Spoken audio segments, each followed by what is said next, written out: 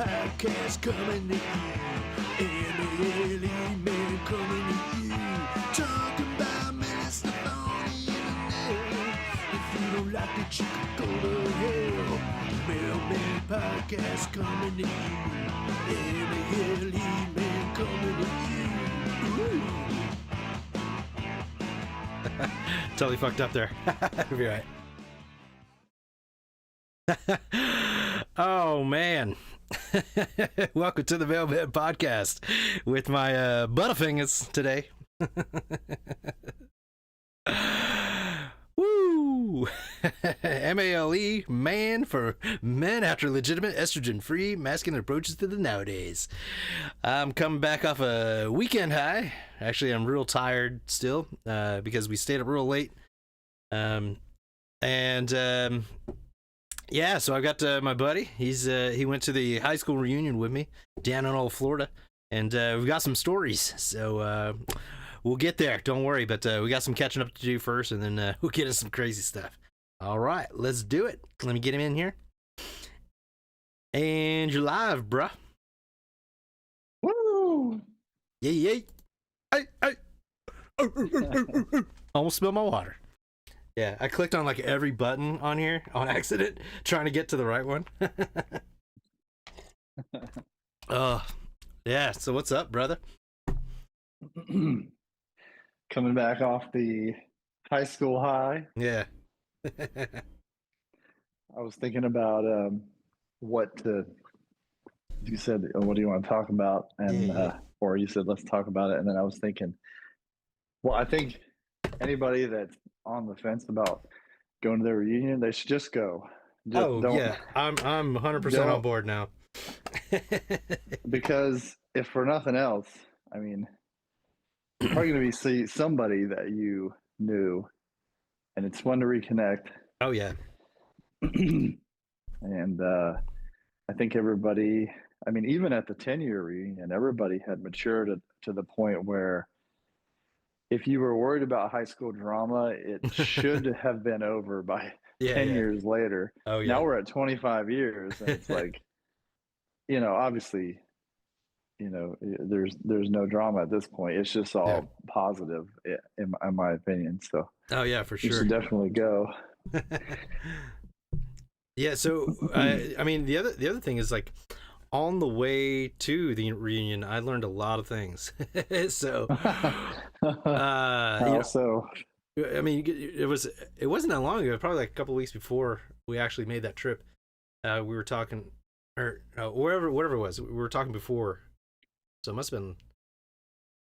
I don't know. Anyway, we were talking about the airlines. And I was like, I'll never fucking take Southwest ever.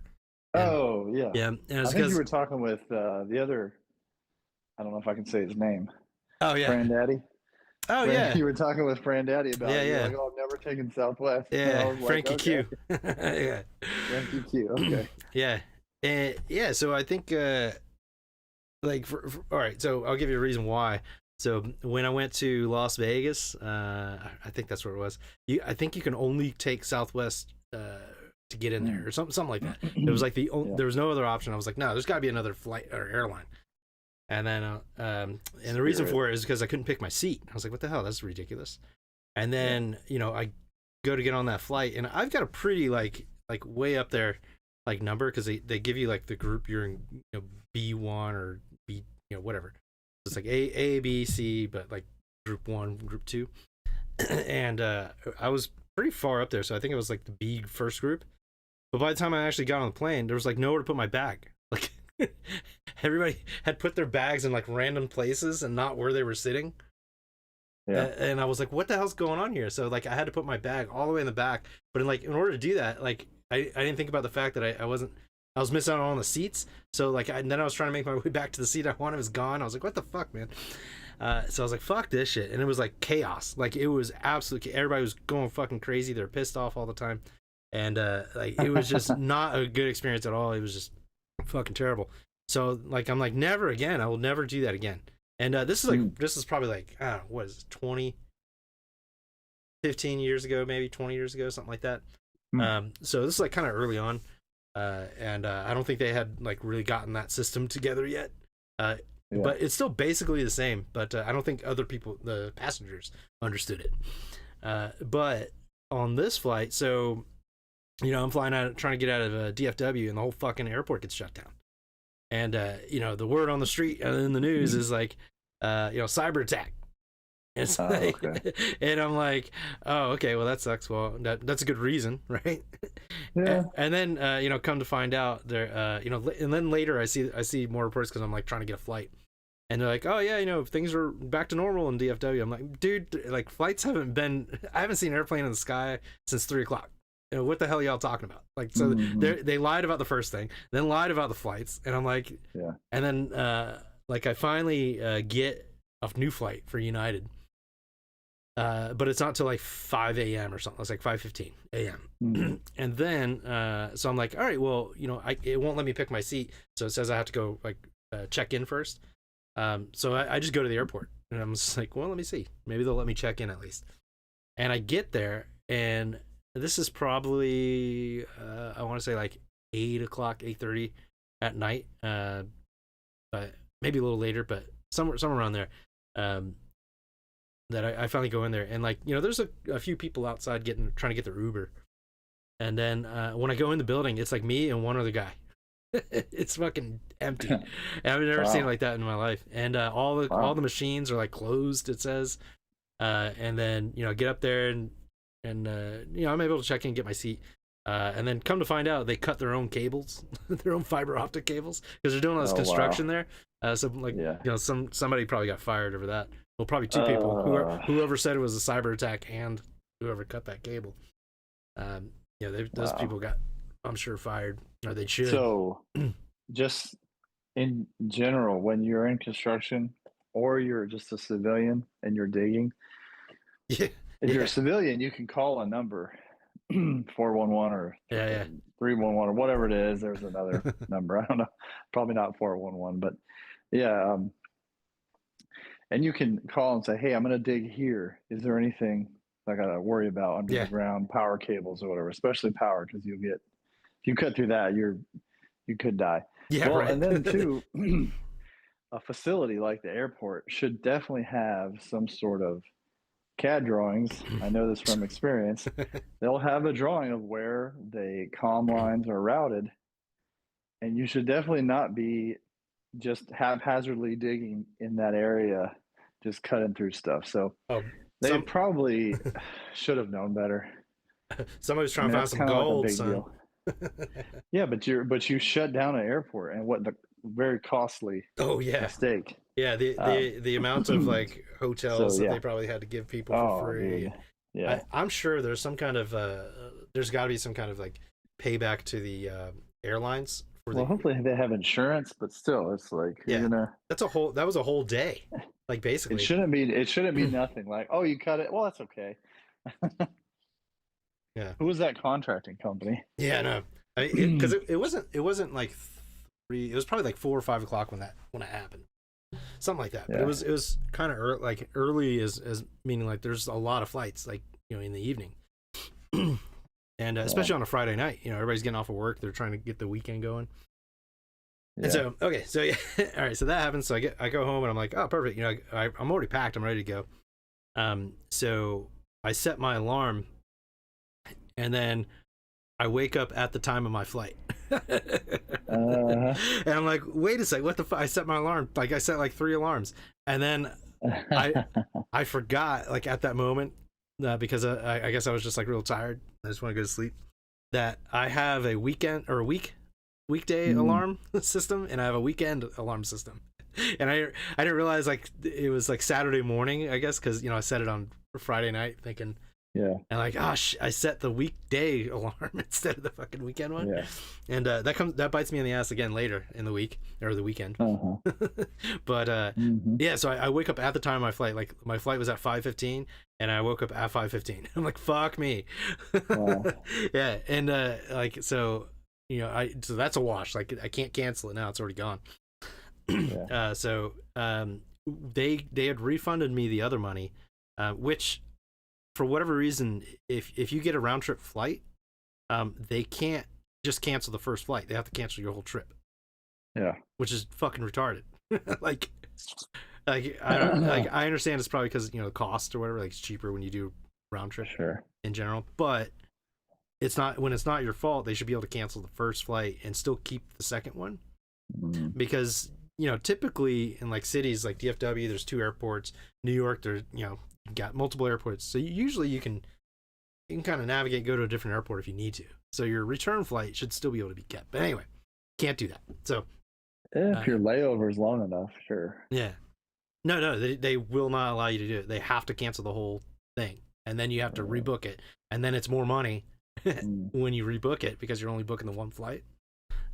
So I ended up going through Priceline for everything because it was even the singular flights, like it was way cheaper. So I ended up buying. So I ended up saving like $400. From that them canceling and me going to buy these on my own. So I get the same return flight, which is great.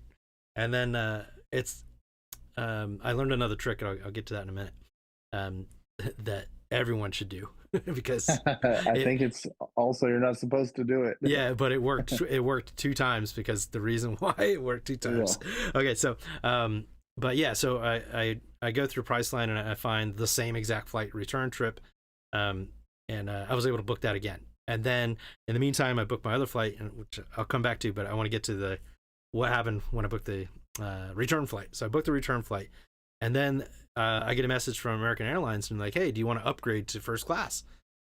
And I'm like, I've never been on first class before. Don't mind if I do. Yeah, so I was like, okay, well, let me see what it is. And it was like $10 or something like that.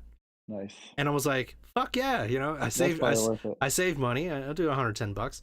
So I do it. So I get my first class ticket, and then I book my flight to Florida. So I found a flight, another flight at like 7 something. It was like almost 8 o'clock or something like that, and I had plenty of time to get to the airport and make it. And so I booked this flight, and then I realized as I'm in the Uber going to the airport, and it's like 10-15 minute drive, so I'm halfway to the airport, and I realize I booked it for tomorrow. But that's not the date that I picked. So for whatever reason, the app gave me the next day's flights. But I guess I'm assuming because they probably canceled the one for that day for whatever reason. But so I was like, fuck. And then so I canceled that one in the Priceline app, and then I look over at the American app, and it's still there. And I'm trying to rebook that flight, so it's like not letting me do it. So fuck, man. And then so I was like, I'll deal with that later. And then I booked a Southwest flight. And I'm like, perfect. This is at like 8:30. I got plenty of time. I'm on my way already. And then just as we get to like the gates where it would let you into the airport, the toll gate, I realized that Southwest is not at DFW. What? Yeah, it's only at DAL, so Dallas, the Love Airport. Oh, is that like the regional? Yeah, one? And so I'm like, I'm like, fucking Southwest, god damn it, And then so I'm like, I tell the Uber driver, and like, I didn't realize you have to like change on the app in order for them to be allowed to do like a different route.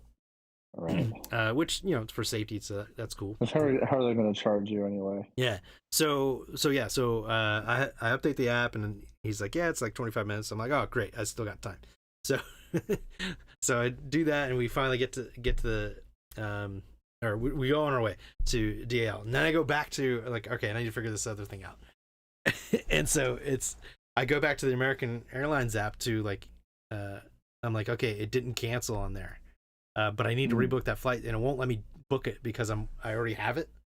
Like when I looked at it like before, and it's like you're double booked. You can't do this. I'm like, well, what the hell am I supposed to do? Like I'm not actually on that flight. It's canceled. And then so like by the time all of that stuff happens, I come back to the app because I've got 25 minutes to figure this out. It had canceled it on American Airlines, but I didn't realize that, so I ended up canceling my return trip with the first class ticket on it. And I'm like, son of a bitch, like I just had that deal with first class, like they're not gonna give me that again, or that seat's gonna be gone or something. I'm like, fuck, man. And so I'm like, I'm rushing through there, and I find the same flight, same exact seat again, for my original seat. And I'm like, Nice. okay, so they did cancel it, so I'm gone. So my not the first class seat, the original 16B that I was going to be in, or yeah, whatever the aisle seat is. But anyway, so I'm like, all right, well, at least I can get that original seat. And then I'm like, oh, well, let me see how much is first class. So I click on first class, and it's like $900 and something. Oh, Yeah, no, $800 and something. Yeah, so it's almost $900. geez. And I'm like, fuck, like I paid like, I don't know, $450, $500 for the other one, like at max, with that first class upgrade. So I'm like, shit. So I'm like, fuck it, I'll just buy the $300, regular seat ticket.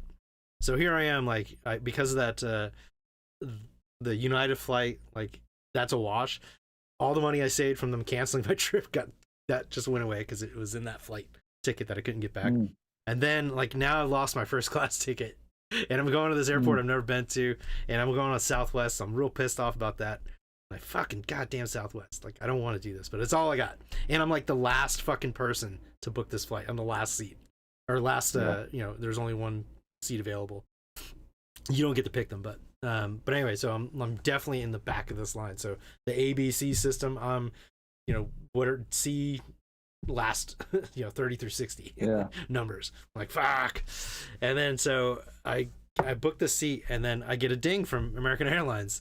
And like, because I was telling you about this, every time I was calling people, because I had to reschedule my my rental car like 4 times because the flights kept getting canceled. And I was just real fucking nice to everybody, and like they were really helpful, like whoever I talked to on the phone, and at the you hear that buzzing? No, must be just on my end. But anyway, yeah. So that's something I've learned over the years, just customer service wise. If you're real nice people, they'll take care of you. So yeah. So I've been going through that, but like in my head and like inside, I'm like getting frustrated here. Raging. And then so I get this ding from American Airlines. I'm like, God damn it! Like they fucking cancel my flight again or something. And then they're like, hey, you want to upgrade to first class? Same price. And so I got the same exact first class seat. So it's literally the first seat on the right is what I got, like when you walk on the plane. Yeah. And nice. So this is like my first time ever being in first class. I'm super excited that I get this. I'm like, maybe it's because the karma, the gods are getting back. They're like, you've been nice to everybody, even though this is real frustrating. Yeah. So I got everything back to normal where I needed to. I'm also I get to the airport. DAL Love Airport is like real easy, real clean, it's brand new looking. It's got through security so fast, just like DFW is the same way. So whenever they do finish the construction, it'll be a lot better. But as far as like security, you can get through DFW like 20 minutes max, and DAL was the same. Now Orlando coming back, like this was the exception, but usually that's like a 2-hour minimum that you're gonna be in that fucking line for whatever reason. They have like so many more security people and like the screening. It just takes they have no idea what they're doing. It takes fucking forever. But on the way back, it was me and one other chick going through that line in Orlando. I don't know what the hell happened, but that's never ever happened. I've never seen nobody in line. Didn't you recently fly through? Yeah, it was MCO as well, and it was pretty bad. Yeah, it was. I was there. It took me an hour and a half to get through the line to get through security. So you just flew in the last month, and then this time you went through real quick. Yeah, there was nobody. There was one girl in front of me. That was it, and I was just like, I'm following you. And when we still had to go through that stupid like serpentine thing, but but it was like nobody, and we were looking around like, are we in the right place? Like we were like, it's never like this. Like what the hell's going on? And like they still have the same amount of people there, like as far as like workers like waiting, but there's just nobody there. Fucking crazy.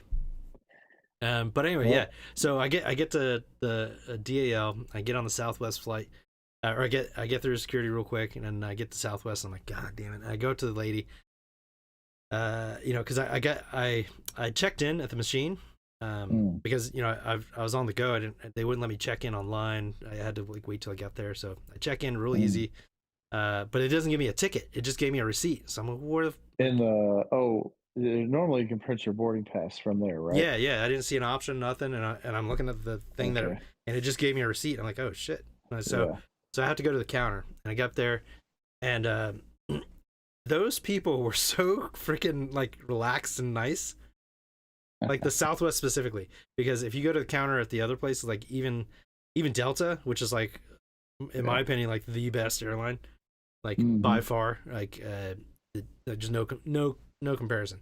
Maybe if you're thinking like JAL or Lufthansa internationally, but locally Delta is bar none the best. But yeah, so I go up to the counter and they're so like just normal. And I'm like, oh right, okay, this is like, they're gonna be really nice, great. And they're like, yeah, don't worry about it, we got your ticket, we'll print it out for you. And you know, and and I'm like, okay, so I haven't been on Southwest in like, I don't know, 15-20 years. I was like, what do I do? And she's like, oh, don't worry about it, honey, you know, like, it's like, and she showed me like the screen. She's like, you got to look at these, and then you're gonna be on the right side because you're gonna be C, 60 whatever. And then I'm looking, I'm like, oh shit, all right, well that's easy, thank you, great. And then I'm like trying to figure out, how do I get over there? And then everybody's lined up, but there's no chaos like I remember.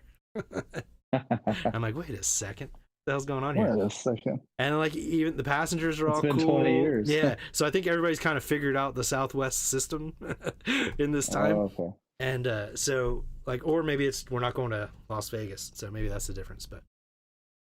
But yeah, so everybody's kind of in their line, and I see like A group going, and then B group goes, and I'm like, oh okay, I see. So the left side goes in, and then they let the right side in, and then the left side goes in, when B comes up, and then C.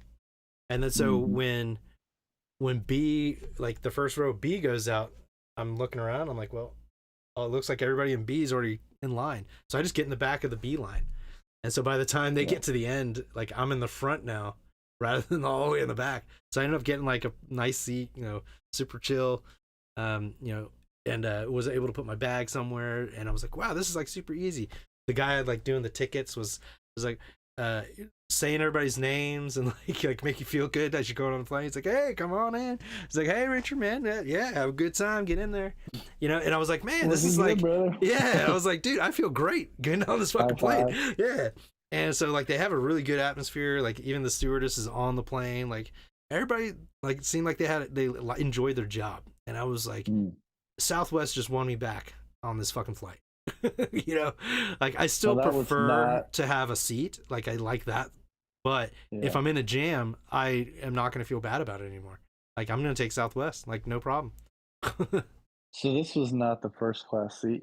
This is Southwest. So it's like you get a ticket and then you open seating. So it's like it's just like Wild West in there. So you were going to Florida at this point? Yeah. Still going to Florida. I thought it was the first class seat. No. That's on the way back. Yeah. I got a story about that too. Okay. But we'll wait till like. Actually, no. I'll do that because we'll get the plane stuff out of the way, and then we'll get into the reunion and all that. But yeah. So I finally get on this flight, and I'm like, wow, this is great. And then I get off the flight, land in MCO, and then. I gotta get my rental car, and those people were fucking great. I was talking to, so I had a budget car, I think, budget. So I had a budget rental car, but every time I called them, Avis answered, and so I'm like, okay, but they have all my information, so I'm like, okay, well, I guess they're all connected, probably. And so, oh yeah, but that was the first class trick: buy your regular ticket.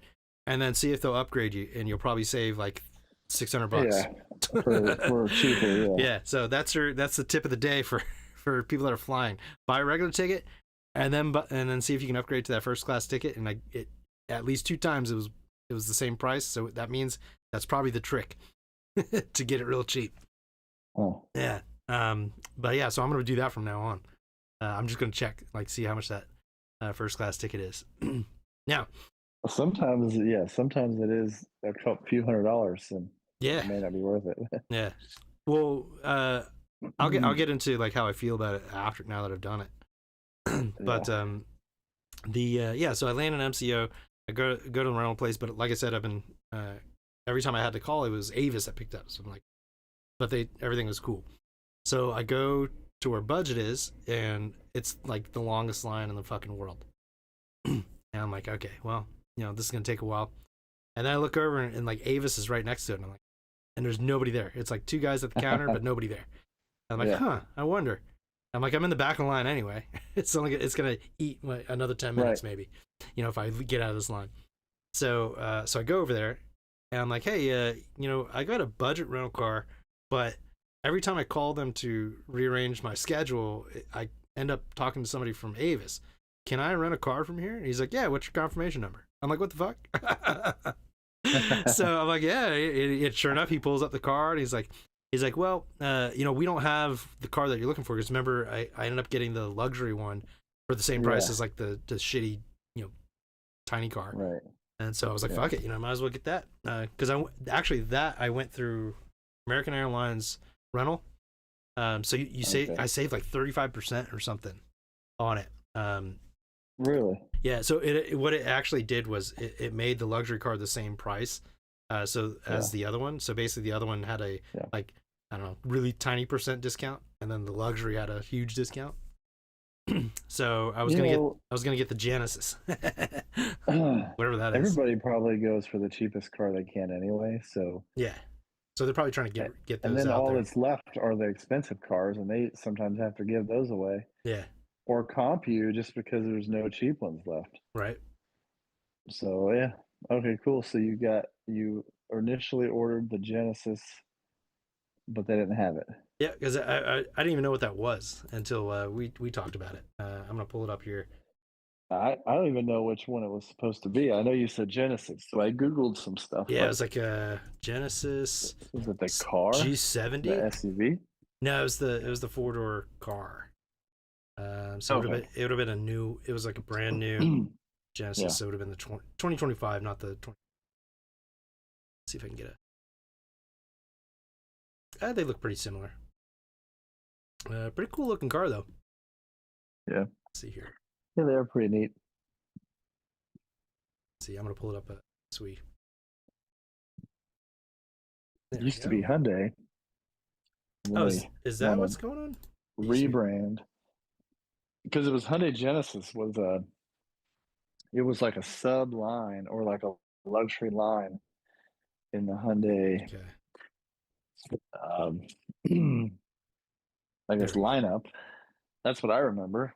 The Genesis of like the first generation of those that they started coming out with. Okay. Yeah, there you go. They're supposed to be pretty nice. And it looks great. Yeah, okay, yeah.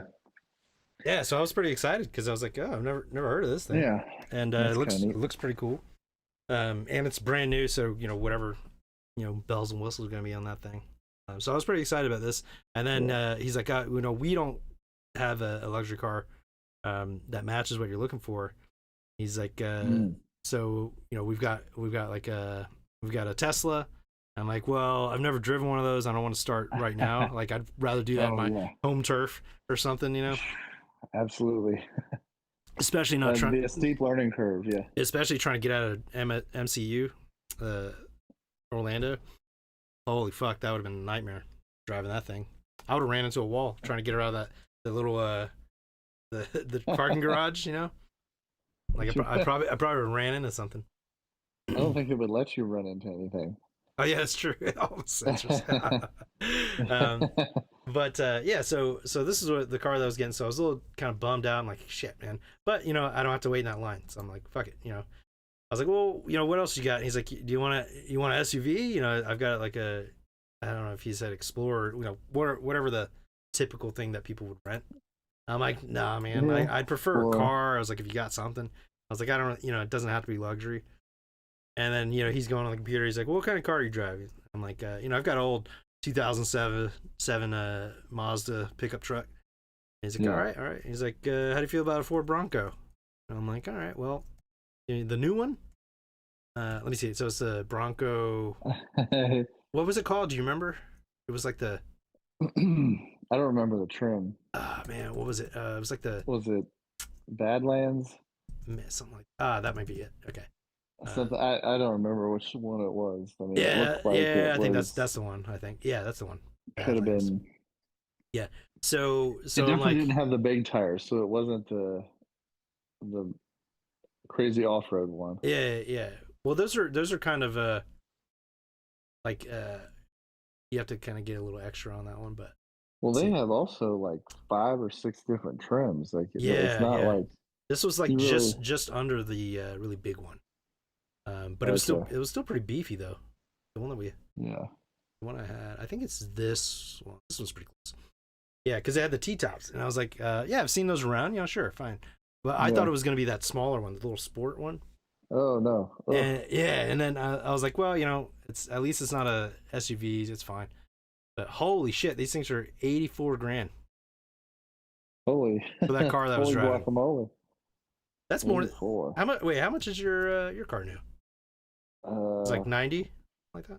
What do you mean now? I mean when I bought it, it was only 60. No, but I mean like brand new. Oh, new it was 110. Yeah, see, but yeah, No so way those are 90 or 80. I mean, it's that's ridiculous. It's a this Bronco. that's what I'm looking at right now, man. It's a Ford Bronco. It's 83 496. Oh my gosh. Regular price 91 890. That's absolutely ridiculous. What trim level is that? This is the Badlands. Badlands. Yeah, Is that the one you had? I You have those wheels? it's pretty close to this Well, okay. So because it definitely yeah, had the this look to it, and it there's absolutely had no way the T I tops. wouldn't be. I'd be paying Yeah. 80 or 90 for a I think Bronco. I think It's this is gonna the be one. worth 30 grand in 4 Yeah, years. yeah. Well, I think I this mean, is the maybe one. not. They're pretty popular, but still, it's like, Yeah. what do you? All right, the off-road thing I don't get. Well, also, look at the Forerunner. The new Forerunner is like I think they start at Yeah. 60. Let me see. Forerunner. Let's see. Yeah, the brand new. They just had a refresh, 2025. Oh, excuse me. and there's different trim of obviously different trim levels, Yeah, these are but I'm sure you could get a 60. Bronco. I just don't see why the Yeah, you Bronco. can get 60,000. Oh, here we go. Now let's look at this one. During COVID, Let's I mean, see. during COVID, the Bronco was going for 60, 70, 80. And I thought that was a lot because their base price was supposed to be in the 40s, but you couldn't find one for that. Yeah. Let's see. I mean, COVID's over. Let's move on. The factories move, Yeah. pushing them out. Well, yeah, the Forerunner is actually cheaper. It's like 60 grand is the Yeah, top of the I line don't one. know. That's crazy for Toyota. I could see the Bronco Raptor be a 90 because I think when that first came out, it was around 100. Yeah. But yeah, that's not the Bronco Raptor. That's just a regular Bronco. Yeah. The But V6, right? Or the bigger 4-cylinder. I don't know. Let's see what he got here. Because I don't know exactly which one I have. I'd have to go back and seats, but this is the Sasquatch package. So that's Yeah, the Sasquatch. but yeah, so I didn't realize it was this much money. That is way too much Bronco. But Me neither. if it was like 60 grand, I'd consider it. But it's still, I mean, aside from the 60 price, grand, you're still paying. we're talking. Yeah, but we're talking like $1,000 a month. We're talking about like for the payment. 4-wheel drive and all the everything on there that you possibly get. So Yeah, I have 4-wheel drive too, but yeah, I'm not paying 90 grand. yeah, we're talking brand new. We're not talking used. I have, yeah. Well, I'm just saying. Your car brand new is like 110. So it was over 100, yeah. But anyway, it has leather seats. Yeah. But anyway, this car, I will say, not what I expected to walk up to because I thought it was gonna be the sport looking one. So it looked way better than I was like, okay, this is a lot better. Yeah. And then he also said it's like, yeah, it's got T tops. I'm like, okay, so and they're real easy. We found out like real easy to put on, take on and off, super light. Yeah. So really cool. I think this is a great alternative to getting a Jeep because whatever Jeep is doing nowadays, they look like shit, man. Well, to me they all look the same. Yeah, that's but because like, I'm not a Jeep guy. It just doesn't. This looks better. Like, and I will say this car was really fucking fun to drive. So was it quick too? Did it have the turbo? Yeah. Oh yeah, it was really quick, really fast. Yeah. Okay. Because I know there's different engine options, but okay, so you can take all the tops off. Yep. It had a huge freaking dash, like the screen for everything was pretty cool. Everything's digital, obviously, but Yeah, it was just like a comfortable ride. Like I feel like if you were gonna get a beach vehicle like Jeep style, like just don't even bother with a Jeep. Just go with something like this. It felt like a comfortable Jeep. You know what I mean? Because Jeeps aren't necessarily comfortable. Yeah. This felt like a much cooler, like this is like a modern, like if I was a teenager, if I had one of these fucking things, which I will say. So the first thing I do is I took the T-tops off, and drove with the darkness blaring. The wind in your hair. Yeah, dude. And then so I get home and I got to go to the store because I needed a new belt. The belt that I had, I was like, shit, it's kind of frayed a little bit here. I'm like, I got to get a new belt. I'm just gonna go to a Ross. And I'm like, hey mom, you want to take a ride to Ross? Yeah. Mm-hmm. And she's like, oh, okay. I'm like, oh, by the way, I got the T-tops off, you know.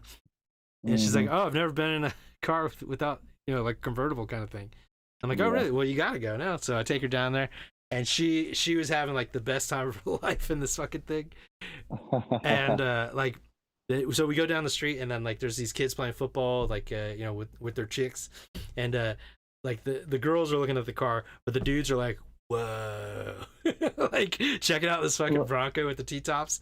Looking at your mom. Yeah. So my mom feels like $1 million in this fucking thing.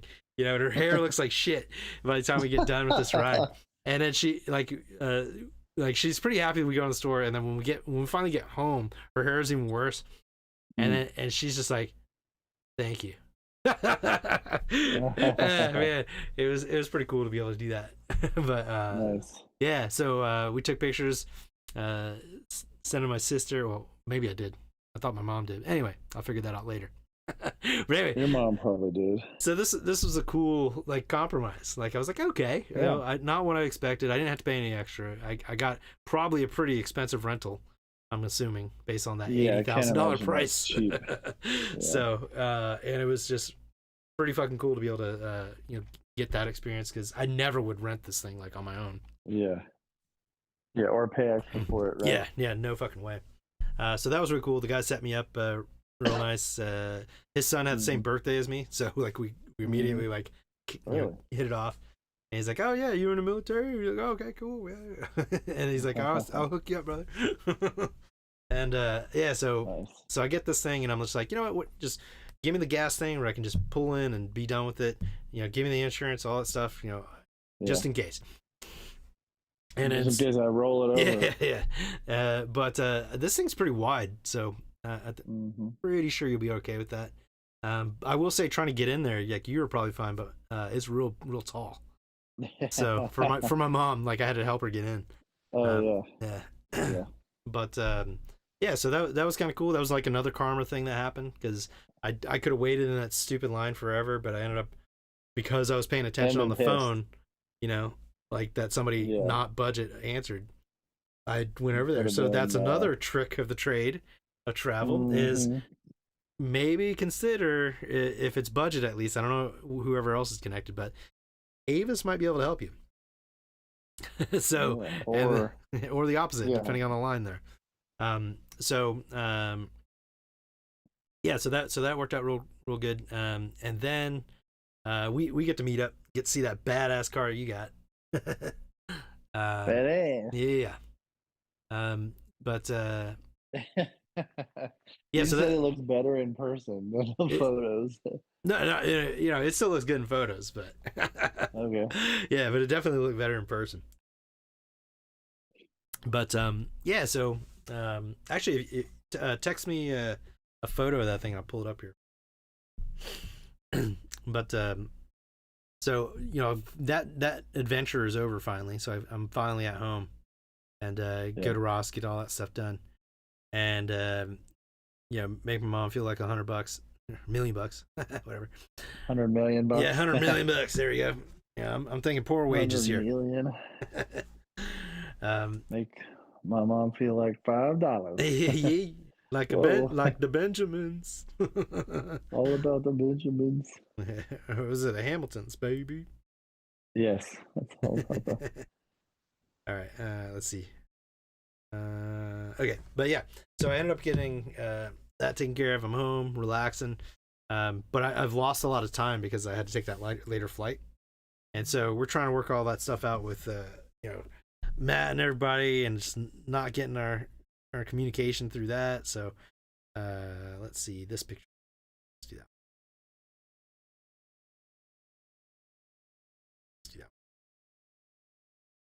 But yeah, so we're trying to make all those plans, and it's not working out. And like when I got to the airport, remember I sent that message of like, "Hey, I'm at the airport. I'm about to get my rental car, and once I do, that's it. I'm not staying here.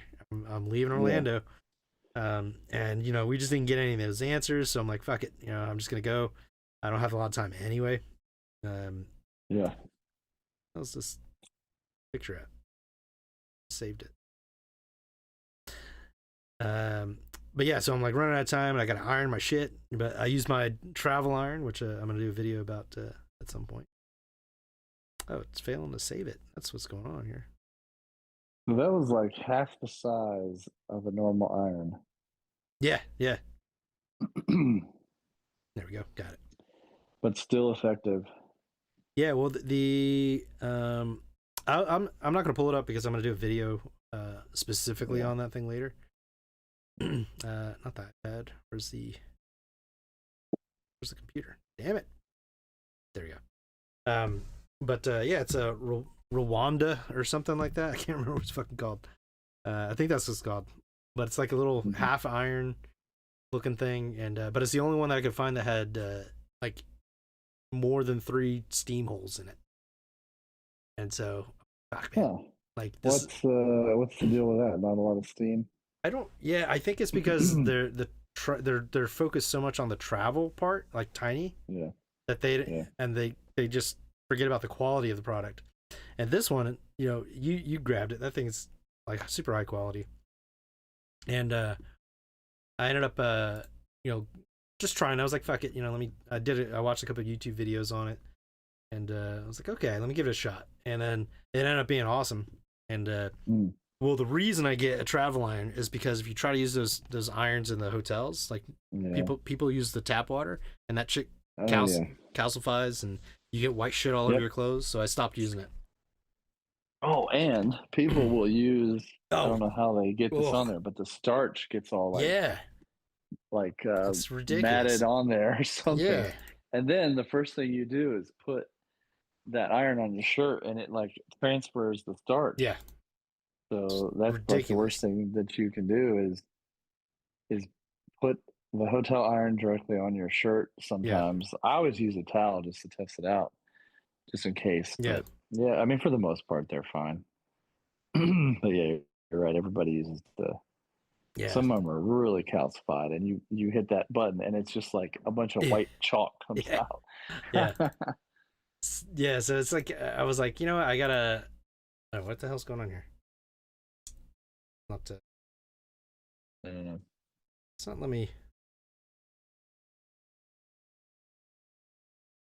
Oh, there it is. Why the hell? It gave me a problem with the picture. But oh yeah, before I show the picture of your car, your badass car, I'll tell you what the first class was like. So, yeah, I'll pull it up here. Just leave your car in the background.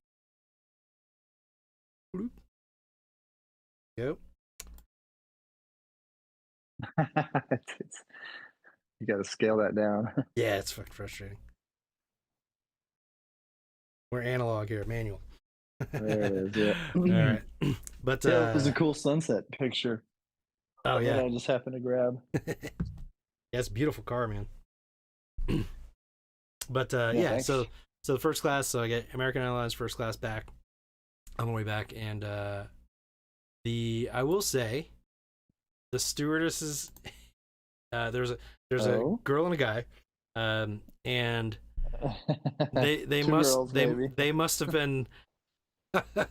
They look like fucking models, dude. Like really? the dude, I was like, man, you were like really handsome, man. Like this is getting awkward. And like he's in like really good shape too, you know. So it's like, so I'm like, oh, get down, boy. Get down, boy. Okay. But anyway, yeah, but You're a little curious, sounds like. he was that good looking. Jesus. Yeah, but yeah. So anyway, so I get on the flight there, and so I'm like one of the first people on there, because, which was funny. I didn't mean to do this, but like I ended up cutting in front of all the first class people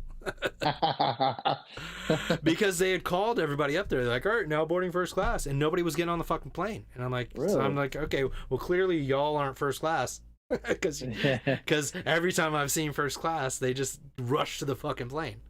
Like, I'm like, okay, well, you're not first class, but I am. See y'all later. Yeah, you guys must be second class. Yeah. So I pushed through everybody, and also like when I got up to the line, like the first person's ticket that I looked at, I could see it, and it said like Group B or something like that, or whatever. It wasn't like whatever the first class group was. It was like the next one. I'm like, okay, well, you're definitely in the wrong place, and you need to get way the fuck back there. So clearly, there's nobody in first class up here. And then I just cut through, and then apparently, like, just nobody was willing to be the first one to go. So once I went, like, immediately other people started following me.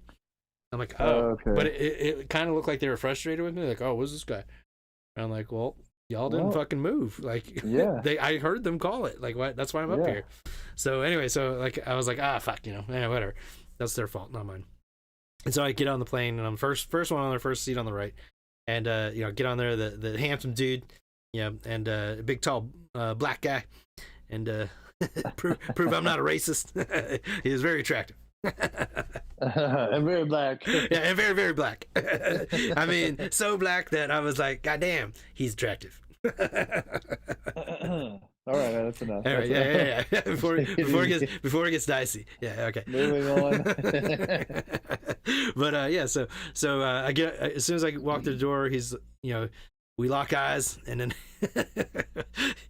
I'm wearing the Darkness shirt, and he's like, oh shit, he's like, that's the first rock band that I fell in love with. I was like, hey, they're gonna be in Dallas in November on the 9th, and I'm gonna go see him. Stay at my place. Yeah, and he's like, oh shit, he's like, can I come? I was like, it's gonna be VIP. And he's like, oh, let's go. So like they're so much nicer than up there you first and class. The male steward. Yeah, well, going to the Darkness concert. Yeah, but unfortunately, he was working the back half of first class, so I got the hot chick. So, shucks. I know. Man. So boner down. You can't win them all, right? Boner down. He got a Tacoma. Wait, I didn't even see that in the chat. Pat, you in the chat, son? Patrick Hughes. Pat is in the chat. Number one fan over here. Who got the Tacoma? Who got that Tacoma? I thought Pat has had a Tacoma for years. Well, he got a Tacoma, but he said he got a Tacoma. Question mark. That ain't no Tacoma. How's that Ford Bronco, son? That's the. Oh, you. Yeah. Let's see. Ford. Who is he? Ford Bronco, son. Got that O.J. Simpson look. Modern. It was not white. Modern look. Oh yeah, it was gray. Cut the white. Yeah, he got the gray one. Yeah, it was so cool. But yeah, so the first class, treated much better. Like already, like I'm like, okay, I see the difference here. Yeah. And so she people are still boarding the plane, and she just like gets in front of them, like stops them to ask me if I wanted something to drink. Yeah. And I'm like, those people are trying to get on the plane, and she's like, yeah, what do you want to drink? I'm like, okay. I'm like, all right, well, I'll take a Coke. And so she, gives me a Coke, and so I'm sitting there while everybody's boarding the plane. I already got a drink, and then flight starts, and they bring over like this cup of peanuts and mixed nuts, and they're warm. I had warm nuts in first class. Yeah. And I was like, wait a second. It was like a lot, man. I like almost got full. A whole can, right? Dude. Yeah. It was like a pretty reasonable size, dish, yeah. And it's a dish too. That's the other thing. Yeah. That's the other thing. It's a dish, right? And then the you get a glass too, like for your drink, which is fucking. I'm like, what the hell's going on up here? Where's the hand joes? The extra money for. There's hand joes up here. Yeah. Yeah. Well, no hand joes, but you get warm nuts. You can get that. Mm-hmm. So that, and the hot towel. Yeah, and the hot towel. and which I was like, what do I do with this thing? But so I kind of just like out of the corner of my eye see the guy like kind of wash his hands a little bit and put it on his face. I'm like, okay, yeah, great, all right, that feels nice. I like it. Whatever you want to do. Yeah, and then I was like, I don't know what to do with this afterwards, but yeah, yeah, Throw it back to the standard cabin. Yeah, yeah, just toss it back there, like open the curtain and throw it in there at somebody's face. Like, you fuck It's you. cold. It's all cold. You jackass. Y'all a bunch of losers back here. I piss in your toilet. I took a dump in your toilet back there. We got our own up here, but I'm taking a dump in yours. I fart in your general direction. Yeah, it's close quarters up here in first class. You know, we got to keep it clean. But yeah, so but oh yeah, I forgot the first thing. So I'm like when she's like, hey, you want something to drink? I was like, I can do that. She's like, yeah. I'm like, well, this is my first time in first class, so you know, give me the treatment. And she's like, and she's like, okay, you know, gives me the hand on the shoulder treatment. You know, like, all right. I'm like, all right, cool. You know? Yeah. And then the hand Joe. Yeah, hand Joe. Then I got a hand Joe in the you know, in the main cabin bathroom. Follow me. Yeah, because we got to keep ours clean up front. Yeah. Oh jeez. But yes, so that's going pretty well, and then and then we get the meal, and it's like a fucking like actual meal, which I didn't realize like you could actually in some cases like pre-order, so you could get like ribs and shit like, and so I ended up getting like chicken and rice, which it was fucking delicious, but it was like the equivalent of the meal that you would get if you took like JAL internationally.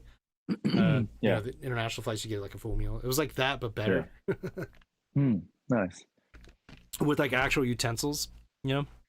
So it's like I was like, man, I could totally use any of these supplies up here. Like just like chopping down my chicken, like chopping it up. Oh man.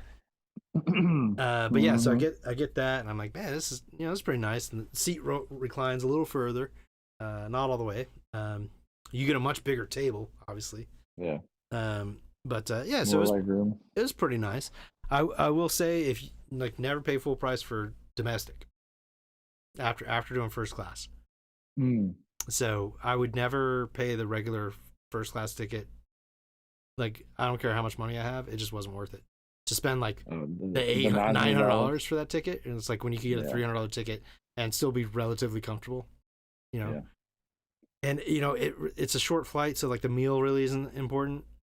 You know, I didn't eat anything that day, so you know, or that for dinner, because I was like, I'm gonna get a meal on the flight. You know, it just wasn't worth the $900, but definitely the upgrade price, like $100, totally worth it. Yeah, because more comfortable seat. The seat was like the highlight for sure. Yeah, but you know, people in first class, I will say that, you know, they're kind of like the passengers are kind of dirty. If I'm being honest. Really? Like you know, they're not dirty. They're like, I'm better than everybody, so I don't have to take care of myself. Kind of, you know what I mean? I don't know. There's a couple guys up there, and I'm like, dude, man, like, you've spent all this money on this ticket, you need to take a shower, or like wear like normal, like nicer clothes or something. But I mean, he didn't smell, but you know, it was just like, you look dirty, dude. Like, but anyway, yeah. Maybe they just got back from Burning Man. Yeah. There's other people in first class that are like, you know, I'm wearing like, you know, shorts and t-shirt, but you know, so I'm not I'm not supposed to be up there anyway. I don't belong. But did you shower? Oh yeah, I did. Maybe that's an unspoken rule of first class. You gotta be dirty for those hand joes. Shower. Yeah. Dirty hand joes. That's how I like it. Yeah, you warm nuts and dirty hand joes. Yep. But yeah, so that's what the hot towel was for. Yeah, it's supposed to wipe your nuts off. Oh man, she goes down there and she's like, "Woo, woo, oh lordy." You could tell a story from your Germany days if you wanted. It's a little smelly in there. You're gonna earn that. Well, that was your buddy, right? Yeah, not me. Okay. Yeah, but it's still funny. That was mean. Yeah, it's totally mean. Come on, That man. was still mean. It's gross. He said he didn't Just- shower for like 2 weeks. Oh yeah, well, we're in the fucking He field. was working out. You know? Oh no, you're in the field. Yeah. Even worse. Yeah, man. Oh no. Yeah. Oh wow. Like, yeah, you're earning that. Just use your imagination, listeners.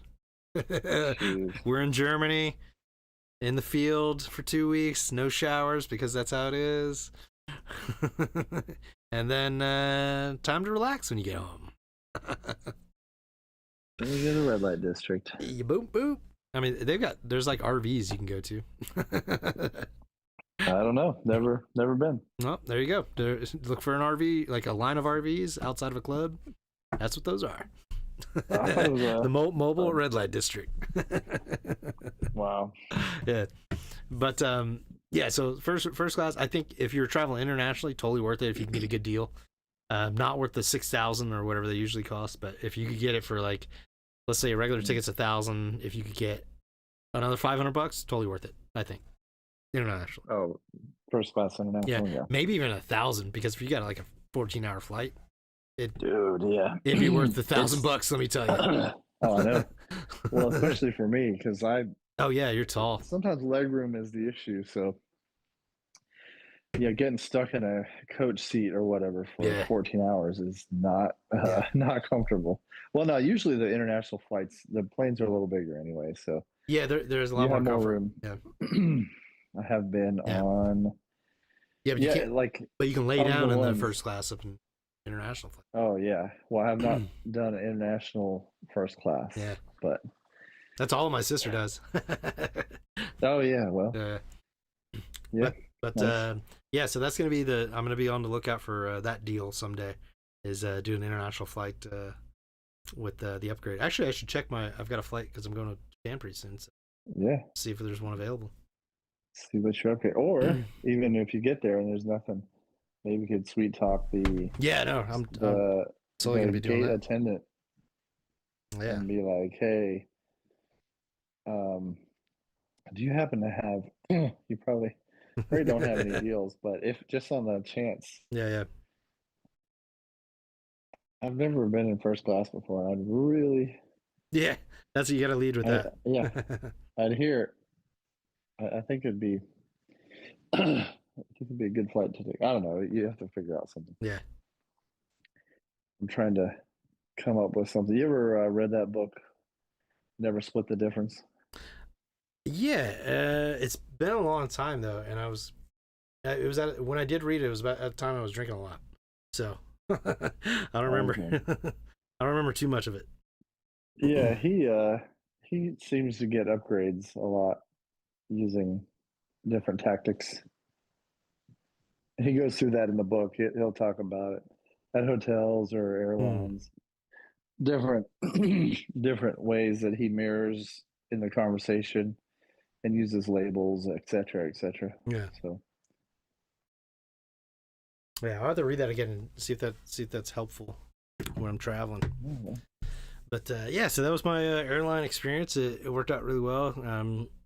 First class was nice, but not worth more than I'd say. yeah. If you get up to 150, that's too much money. Extra Yeah. over a regular ticket.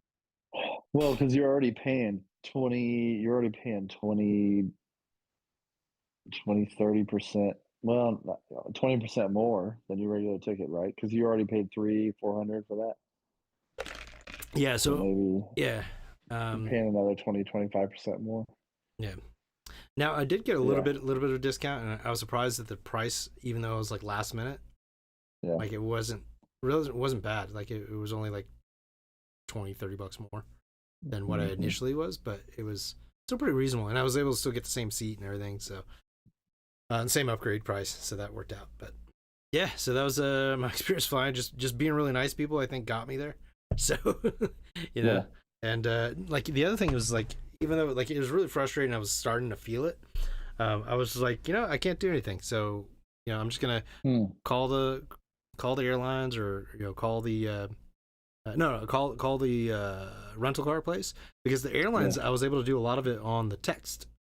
So I was able to like be in a chat room and on the computer, at the same time, and I was able to do that faster than calling. So that's another thing I'd recommend. Maybe try that chat system. And just be. First thing, just recommend being on time for your flight. Yeah. Well, this is before too, like when it got canceled on me. Like use the chat thing, but just be super crystal clear and short with your questions, and you'll get through it real fast. Like it was probably like, I don't know, 20 minutes worth of waiting, and then all of a sudden getting answers back, and then asking a new question. It was probably about 20 minutes by the time I got to, okay, I can't keep my return flight. I have to cancel the whole thing, and then to buy the new one. First class is like $800. The regular ticket's like $600. I'm like, okay, well, that's like $300 more than I was gonna pay. So I'm gonna go to Priceline, and sure enough, I found it on Priceline. I was like, okay, sorry, this is too much. I'll get a different flight. And just be honest with them and be quick. In and out. So the difference on Priceline, what was that? $350. Wow. Yeah, dang. Difference. The same exact seat. She was showing me the seat and everything. Same exact seat. $350 difference in price. Wow. Yeah. It's crazy. Yeah. So I ended up clicking the thing of like, give me travel insurance, give me the I can get a full refund if I need to. And so I'd spend a little extra, but it was still cheaper. Yeah.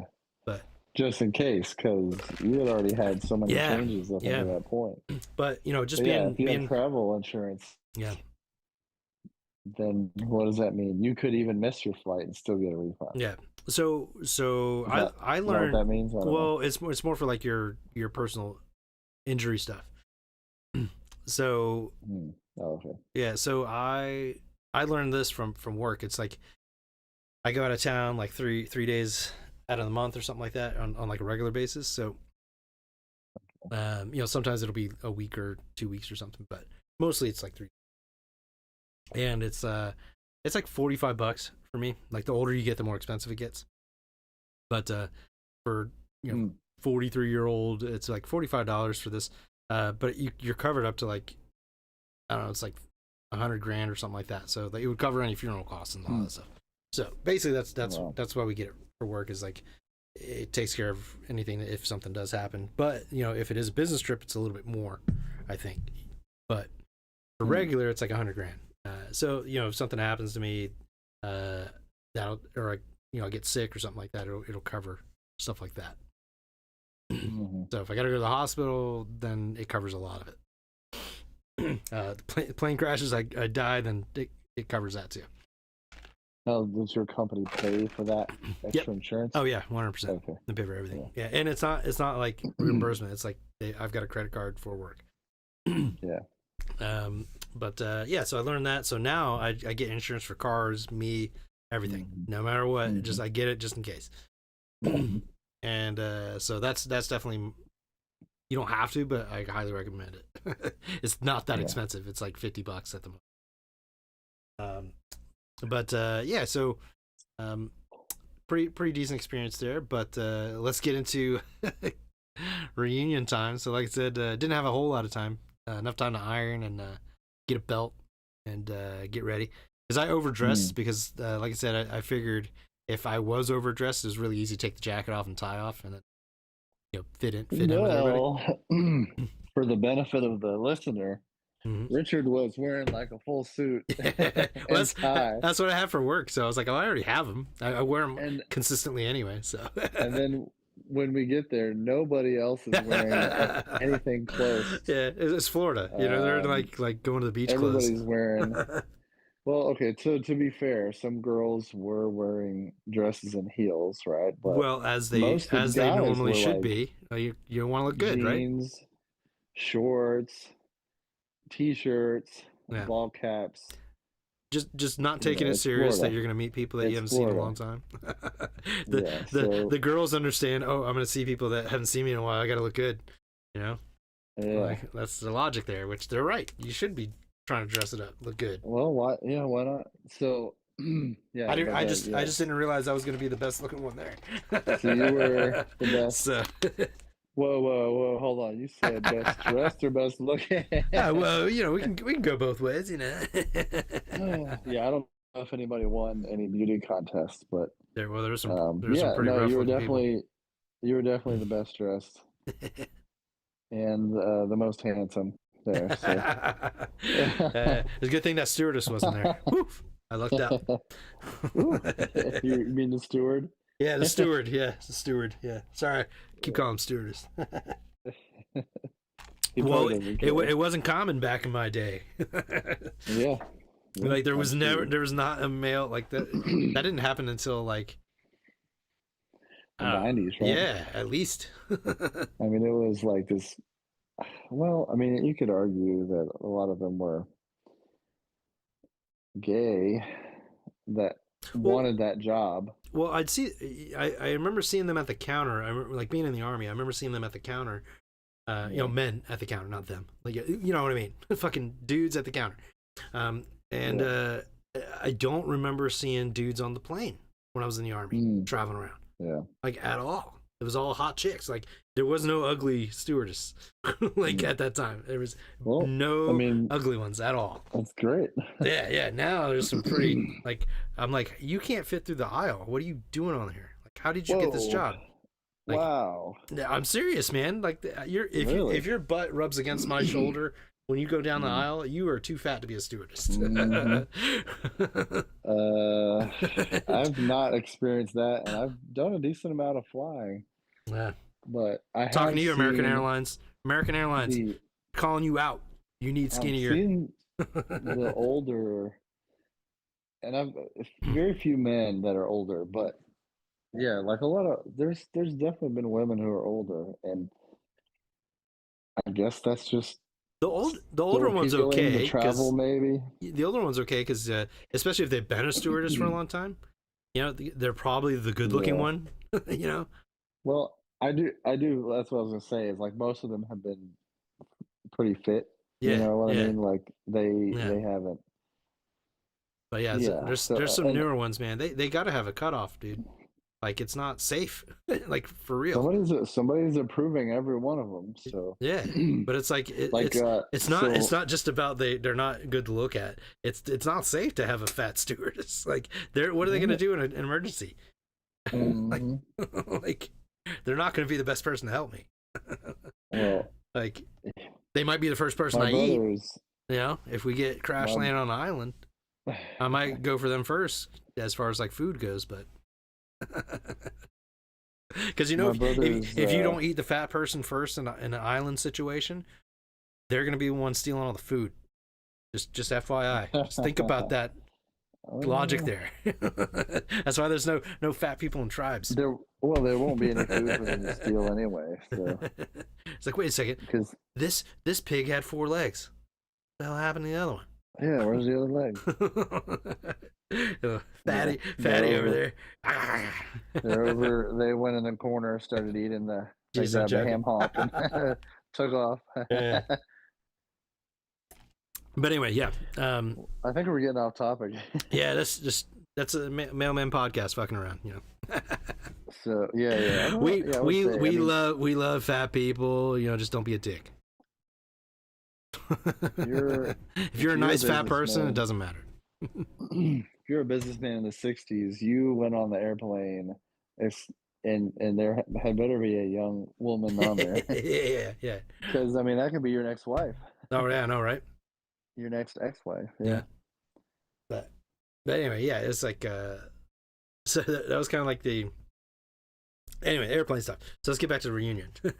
So we're talking about people. So okay. So you roll up. You're the best dressed. Not entirely intentional. I just figured I could downgrade. Easy enough to take tie off, and then if it's still too much, take the jacket off. And the contrast. So I'm wearing like jeans and a polo shirt. Yeah, but you got like fashionable jeans. You got the white jeans, not the denim. They were, they were white, and I had leather shoes, and so I'm like casual, I'm not wearing shorts and a t-shirt, but either way. But yeah, most everybody was way more casual. Yeah, well, I wasn't I guess I wasn't surprised, but I was definitely like, oh, I thought they'd be kind of dressed up, like Yeah.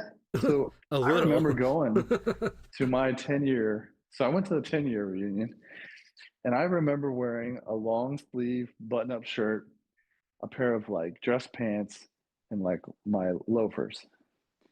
And to me, that was like kind of Pantyhose. casual.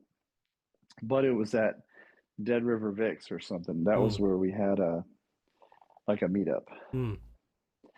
And I was thinking, oh, I'm going out to this place or whatever. And I would say, I don't know. Part of me thinks that some people were a little more dressed up than they were this time, but there was also fewer people this time. Mm.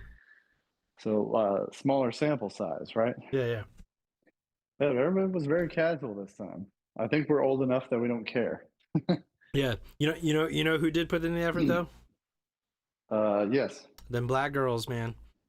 What? Why do you gotta say the B word? Because I'm categorizing here. So they were dressed up? I don't remember that. Not like in like super, going to the prom or anything, but they definitely put in some effort. I noticed. Oh, okay. I didn't. All right. Did you compliment them? I did actually, because one of compliments to the people. One of the girls looked almost exactly the same. I was like, God damn! Like you look just like you did in high school. And she's like, oh damn. She's like, oh. Who was that? I'll tell you. I'll use the name later. Okay. Yeah. The code. Use their street name. Yeah. Big Bird. Yeah, Big Bird.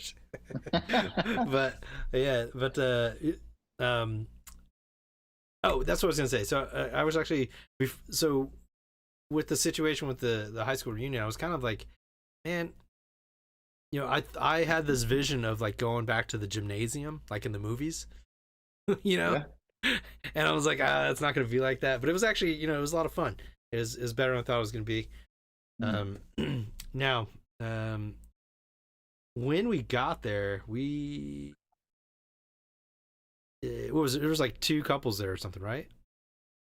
Because we went to the one place first. 3. 3, yeah. So we got there. There was 3 couples. We got there, I guess, like not early, but we like just. Yeah, no, we got there on time. Yeah, like right on time. On time. Yeah, 6:30. And it was like nobody there. I'm like, oh shit, this is gonna be it.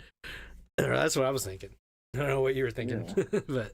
And then, well, I don't want to say what I was really thinking, but I'm trying to keep it positive. But yeah, so that was okay. It started out kind of like, oh, this is gonna suck, and then as more people showed up, it did get better. Like the more people that showed up, well, I can say it because like the last time it was a little like this too. It's like it's a little cliquey. Yeah. Which you would expect, and if you're still in Leesburg, and you're still friends after 25 years, then yeah, outsiders are not gonna probably be. Yeah. Like, oh, it's like just like old times, like, hey, I haven't seen you in 25 years. So then you got to start up a conversation and what are you up to now? Where do you live? All that. The formality. Yeah. So. Well, we'll say between the 2 of us, like we sense. basically knew everybody, which I was surprised. So. Yeah. Of the people that showed up, there was probably a couple people I don't remember. Yeah, I'd say let's say there was 30 people just to make it easier. We probably between the 2 of us, we probably knew 28 of them. It was a lot. I feel like I knew pretty much. Yeah. I mean, like I said, there's a couple people I don't know. Yeah. I didn't have a class with, but if I had a class with you, we were somehow friends on Facebook for the last 20 years. Well, then I've been following everybody. Yeah. So that was kind of neat. But it was actually kind of cool to see everybody. Like they roughly look similar. You know what I mean? Like, and oh shit, and I couldn't remember anybody's fucking name though. But like I remember like the people that I played baseball with and stuff, which was funny because because all those people that I played baseball with, that was almost the whole team was there. Really? Oh, okay. Yeah. So yeah, I was like, shit, we could have a baseball team. Yeah. So the 40 plus group. Yeah. But Well, that's pretty everybody neat. was in better shape than I thought they'd be. I got to be honest. Yeah, so I was gonna say that too. I noticed like not anybody was like way outside of like Yeah. what you'd Yeah. reasonably expect. Yeah. You know, even if they had some chunk, it was still like reasonable chunk. Well, You know, for 40s. Now, Yeah. when you get to the 50s and Yeah. 60s, and Yeah. that, Yeah. and like you get these people that haven't take care of themselves or Yeah. they don't exercise. I mean, that's a big deal. Like we've been in the military for well, some of us have. But, Yeah. I mean, that's I've been around the world. You know. I'm not saying I'm in the best shape, but I do give the military the Oh yeah. the credit for keeping me at a standard for the last 20 years. Yeah. Because otherwise, right, the sky's the limit. Yeah. Right. I wouldn't have to do anything. But Yeah. change this picture to the. But yeah. Some people definitely do. They definitely age well. They still have all their hair. Yeah, man. Some people don't like Rick. He's no hair. Oh man, Just like dude, maybe, he's so much taller than I remember. dude, he's gotten taller. He had to. He got taller since I saw him last. He's so tall. He's like, yeah, I'm 6'8" now. Jesus I'm like, Christ, holy dude. moly. Yeah, I was like, I didn't even know that was a height. Like He was so we were at the 10-year reunion. He said he was 6'6". Dang, so he grew. That's How did he what I grow thought. 2 inches? I mean, it's another 15 years. Dang. I don't know, man. But he said, and a couple of people have said to me, "Oh, you were taller now than you were in high school." Yeah, So, I think you obviously, were, or you there's are. a little growth after. Yeah, yeah. Yeah, I mean, he was like, I was like half his height. Like, it's fucking crazy. Oh yeah, he was tall even for me. It's hard to 6'8". We'll have this in the background there. Man, he had a crazy story. He was telling me at the bar. Oh yeah. I can't say it here. Okay. But I'll tell you on the side. All right, good. Yeah, it was weird. I don't know if he ever said. I don't know if he said goodbye to anybody, but I was like, maybe he wasn't in the best mood. Oh, okay. He seemed a lot happier 15 years ago. Okay. Well, it happens, you know. You can always bounce back though. Yeah. Maybe in 5 more years, Yeah, everybody will be relaxed. But I hope it doesn't keep like so at the 10-year, I don't know. There must have been, I mean, I would say 40 or 50 people were there. And this time it seemed like 20 to 30 people were there. Because keep in mind, at the 10-year, not very few people were married with kids. There was a handful that were, but it wasn't most people, I don't think. yeah. And now most people are married with kids. So they bring their spouse, and that adds to the group numbers. Yeah. But of the actual students that were there, I hope it doesn't keep dwindling as years go on. And then, at the 40-year reunion, and it's just like a handful of people that are still in Leesburg, and nobody cares to come out.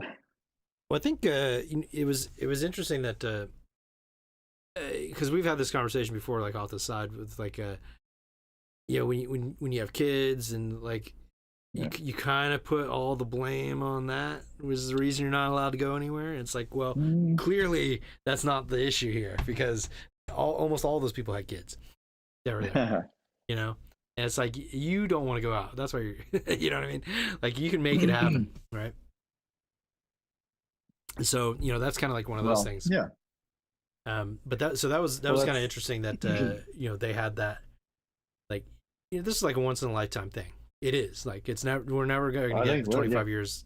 25 years. We're not going to have another one. Is never going to happen again. Yeah. So it's like other things, like you go movies I can understand, or you can watch it later, but like 25-year reunion, that's it. That's the only chance you're ever going to get with that. So look at what else happened. You and I mean, it wasn't the only reason, but we actually traveled to be there. Yeah. And there's people that even live near, like right down the street, and didn't make it out. They could have walked. People that we knew, people that we were friends with, didn't make it out. So, I mean, that's their choice. Yeah. Well, but it's like, come on. Well, there is there is something else too, though. Like I've noticed, like they don't make it easy on parents with the way that they schedule events for shit. It's like, you know, I'm not saying this is an excuse or anything, because it's definitely not. If you want to do something, you can do it. You can make it work. You can be like, hey, you know, I got life too, so I want to teach you the good values, which is live your life the way you want to, regardless of other people. You know, that's what I would be teaching my kids if I had them. It's like, you know, I'm definitely gonna spend time with you and stuff like that, but you're gonna see me go do stuff on my own, you know, because that's what I want you to do. You know, I want you to not be clingy. I want you to not feel like you got everything taken care of. I want you to see your parent like living a life that you would enjoy living. You know, that's what I want. That's what I want to show. Yeah, if I had kids, so I'd be like, you know, I'm gonna board you.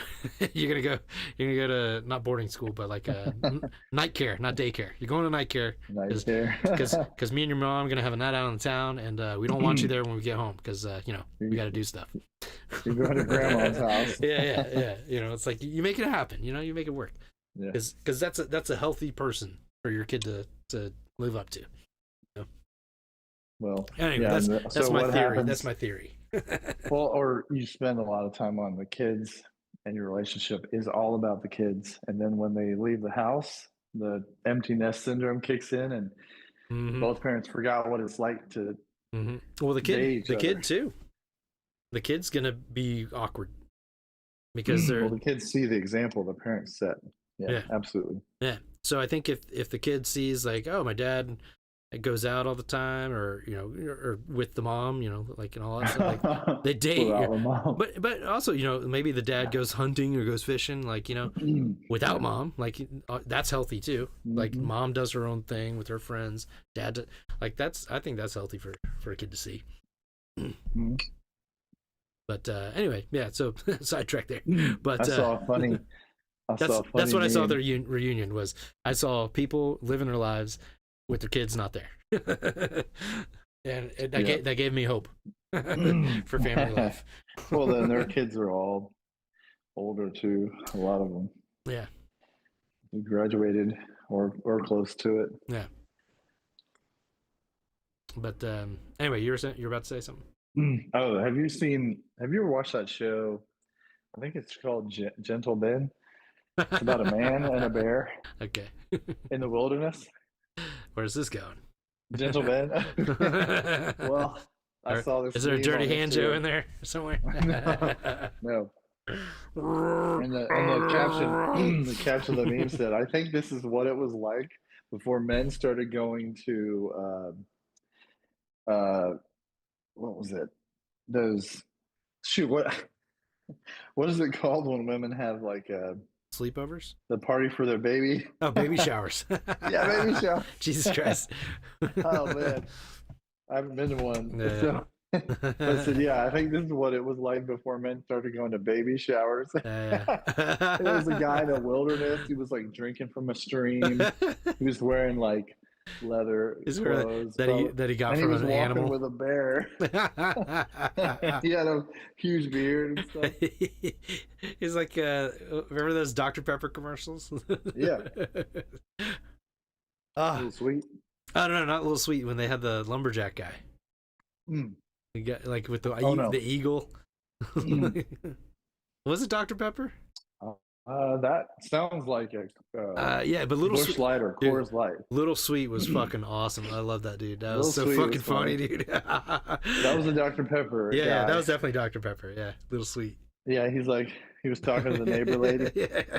She's all, and the boyfriend comes out or whatever, and he's like, "Hey, honey, who are you talking to?" She's like, "Oh, nobody." Yeah.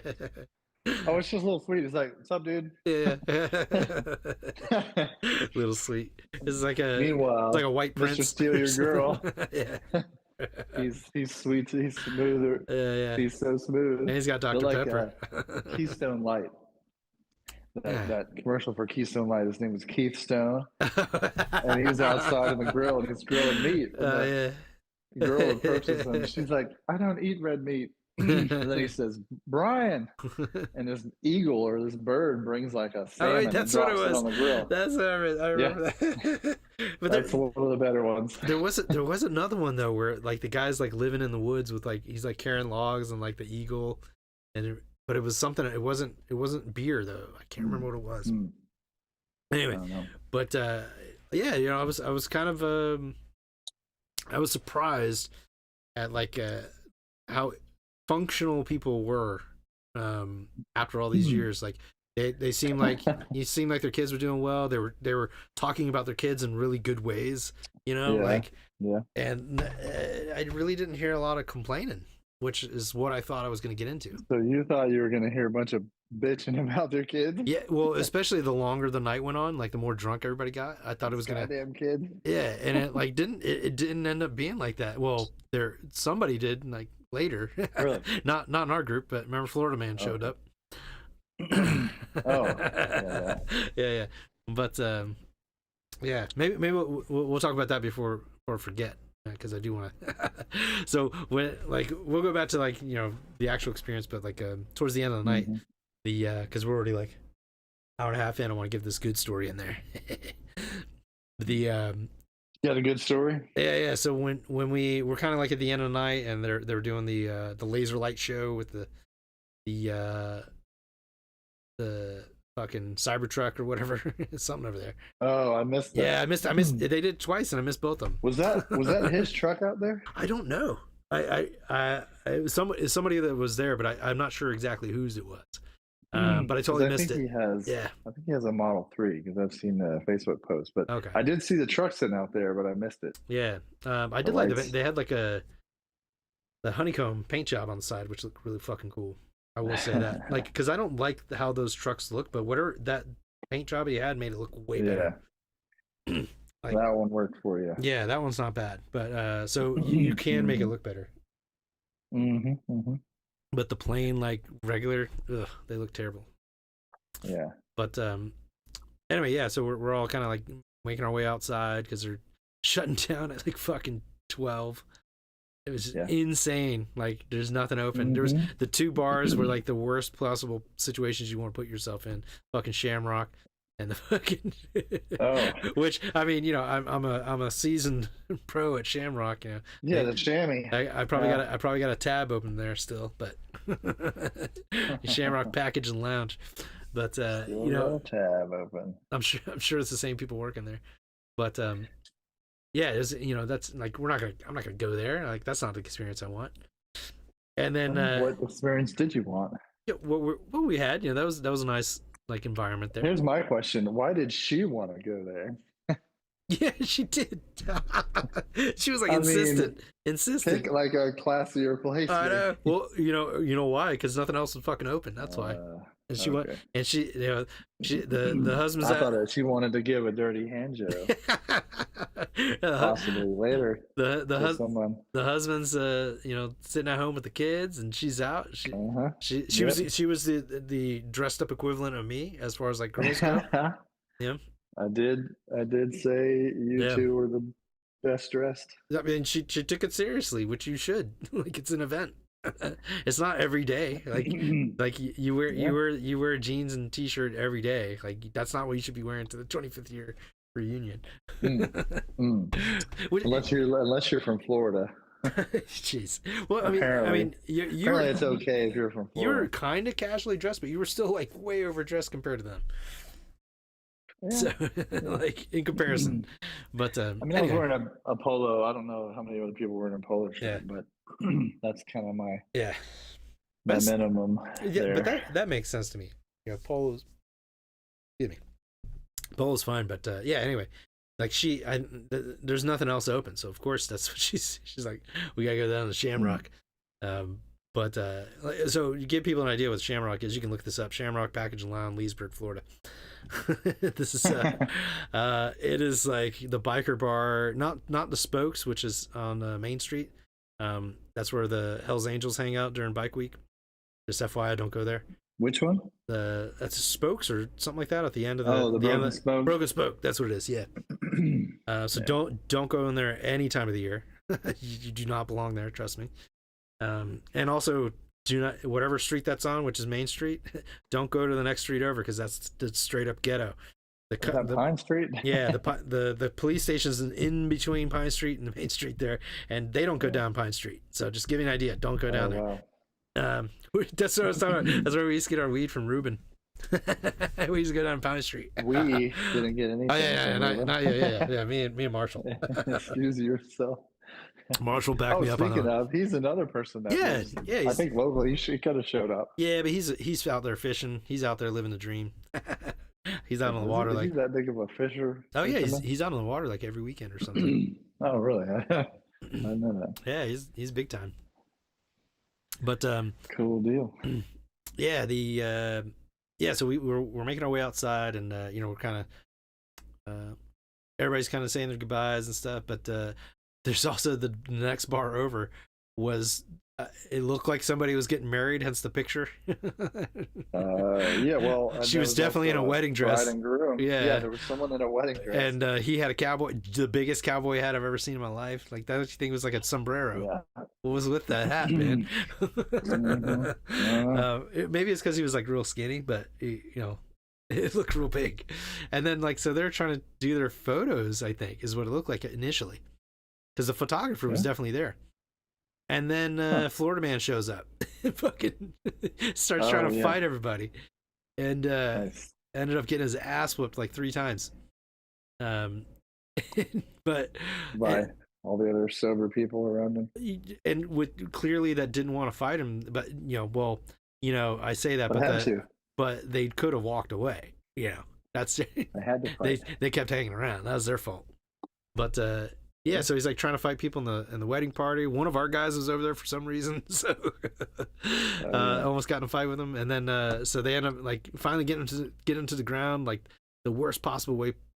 Just kind of slammed him down. It's like that guy was kind of short. You guys are pretty tall. Like if you knew a little bit of jiu-jitsu, you could have lifted him nicely and laid him down.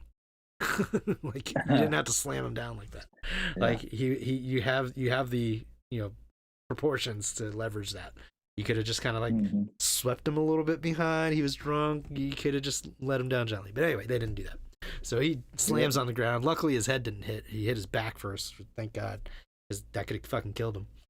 But anyway, yeah. So this is happening, and then he finally kind of gets up right at the time that cop goes by. And this is Leesburg, Florida. So the cop wasn't even paying. There's a crowd of people, a fight going on. He's not even looking. He just goes straight. He's just driving straight, and he's driving way too fast for a crowd of people on each side of the street through downtown. Yeah, through downtown. So way too fucking fast. So that fucking guy, and people had to get in the street to get in front of his car to get him to stop. He was just not paying attention. And this is he went down the block before somebody stepped out in front of him. And he almost hit them. And then so he finally stops, and they arrest that guy, and he's still trying to run away. They got him in cuffs. And then the wedding party is taking their photos with the cop car and the cops. I did see that part too. Yeah. Oh man. Now, what was the couple doing? They were writing something on the hood of the car. Were they filling out paperwork? I don't know but it looked like they were getting married at that bar. Bride was writing on some paper. Yeah. But yeah, and then the photographer is taking their pictures of the cop cars, and and then finally backup shows up, and so they get this guy, and he's got who knows what's going on with that probably did not end up well for him, but he's definitely on the Florida Man post for sure. So if you want to look it up, what night was that? That was Saturday. Oh, was he really? Oh, he has to be. That motherfucker got arrested. Oh, because Florida, the reason why Florida Man exists is because it's all public. If you get arrested in Florida, it's all public domain. Okay. Yeah, so if he for sure, because that dude his face was all busted up, and he was trying to fight everybody, including the cops. So yeah, he definitely went to. He's definitely Florida Man stamped and proved online. So go. What night was that? Saturday 20. What was it?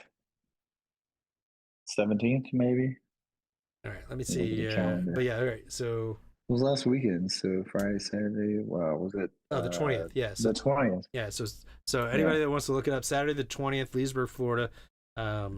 Just look up for drunk guy arrested for assault, because I'm sure that's what he got arrested for. I'm not gonna pull it up online, but I'm gonna research it real quick. See if I can find him, and I'll tell everybody what to look for. because it's public. That's his fault. Nice. I'm gonna look it up right now. Let's see. Florida man. Florida man, September 20th, 2025, Leesburg, Florida. Florida man pleads guilty to attempting to entice a minor. Oh, Oh, that's not him. oh, that's ICE, U.S. Immigration. Florida man arrested after girl hit with flagpole during street. That could have happened. I don't think that was it. Man riding bicycle on flooded similar. Let's see. I'm not very specific. Homeless man walks out of a Walmart wearing stolen black something. Okay. All right. That's funny. Let's see. No, driving without a license. Nope. Central Florida man accused of killing. Nope. That's definitely not. Well, maybe. Well, you probably just have to go to Lake County. Yeah. The arrest records for Lake County Jail. Yeah. And I'm sure you'd see his picture. He was wearing a red shirt. Yeah, red shirt with like white sleeves, I think. Yeah, I don't know. Red t-shirt at least. He have dark hair, I'm guessing. Arrested on Main Street. Let's try that.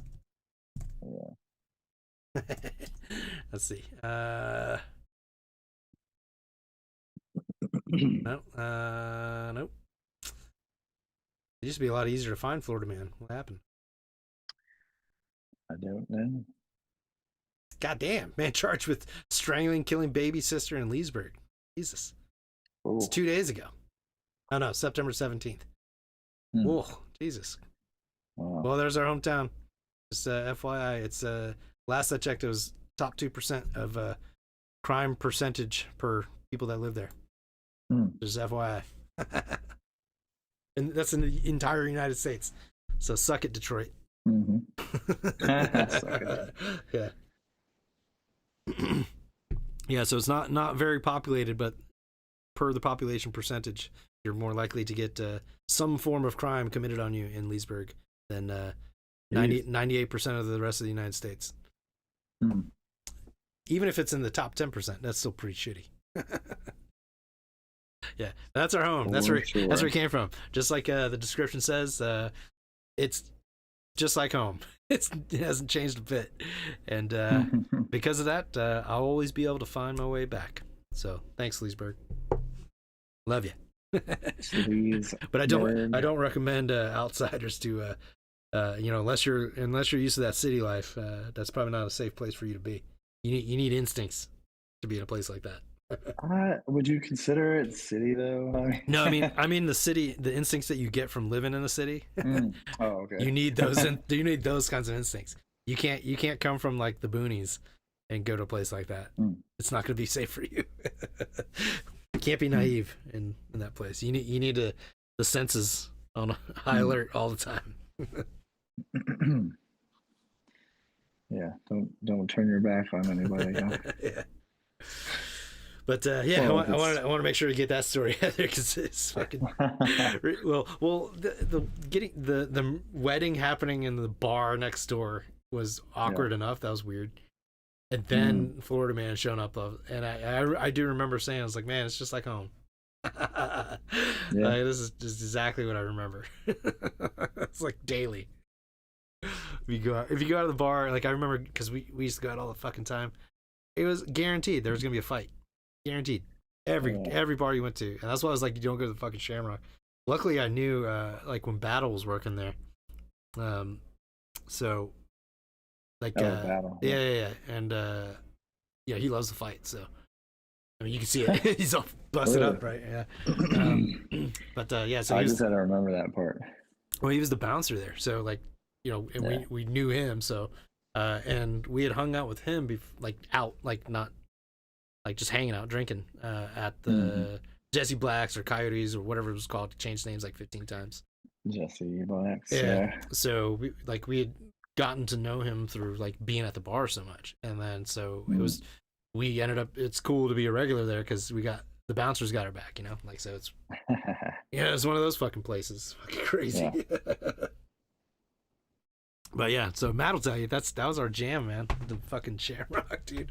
And Troy went there with us too. Like, fuck, man. That was like, one of your regular places. Oh yeah, oh yeah. I spent many a nights at the Shamrock. Look it up. Yeah, I'm gonna pull this fucking thing up. Man. Shamrock package. They probably have like a really nice website to make it look better. Yeah. Package and lounge, Bird, Florida.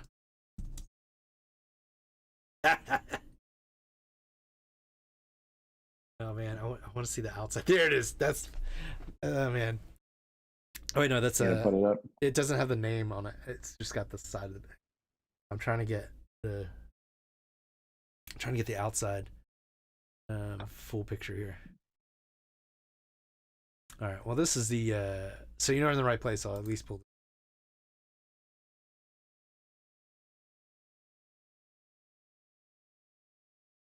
All about the Sunshine State, Shamrock. Oh, it's lounge and package. Sorry, I got that wrong. I don't think that's what it used to be called. Was it? I mean, there we go. Which one should go first? Well, I always Package thought it was and lounge. Yeah, you want to grab your package and lounge. There was a place in, was it right next to the Publix out by the mall? There was also a lounge there. That's what it looks like. That sold liquor. Yeah, but that was more of like an actual like liquor store. That's actually, what the hell is that called? That's I do not know. I think I went in there once or twice ever. No, I know what you're talking about though. This is the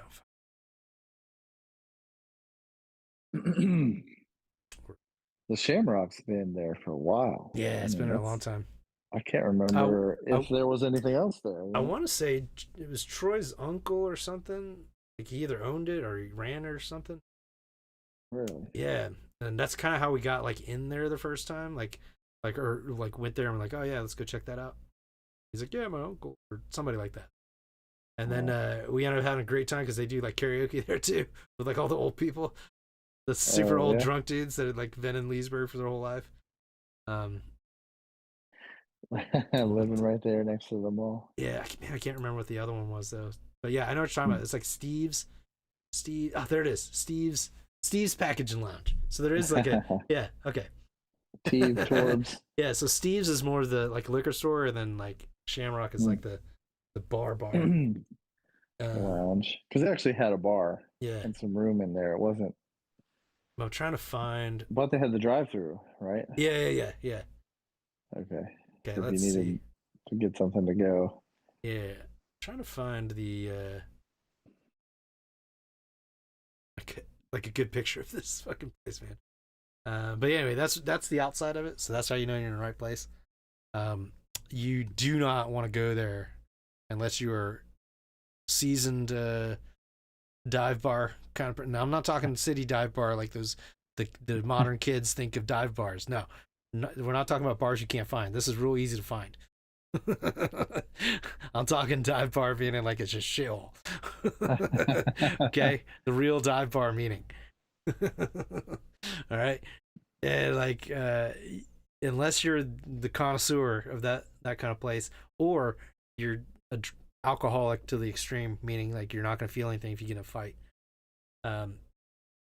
or if you can fight, that's probably good to know as well. But here we go.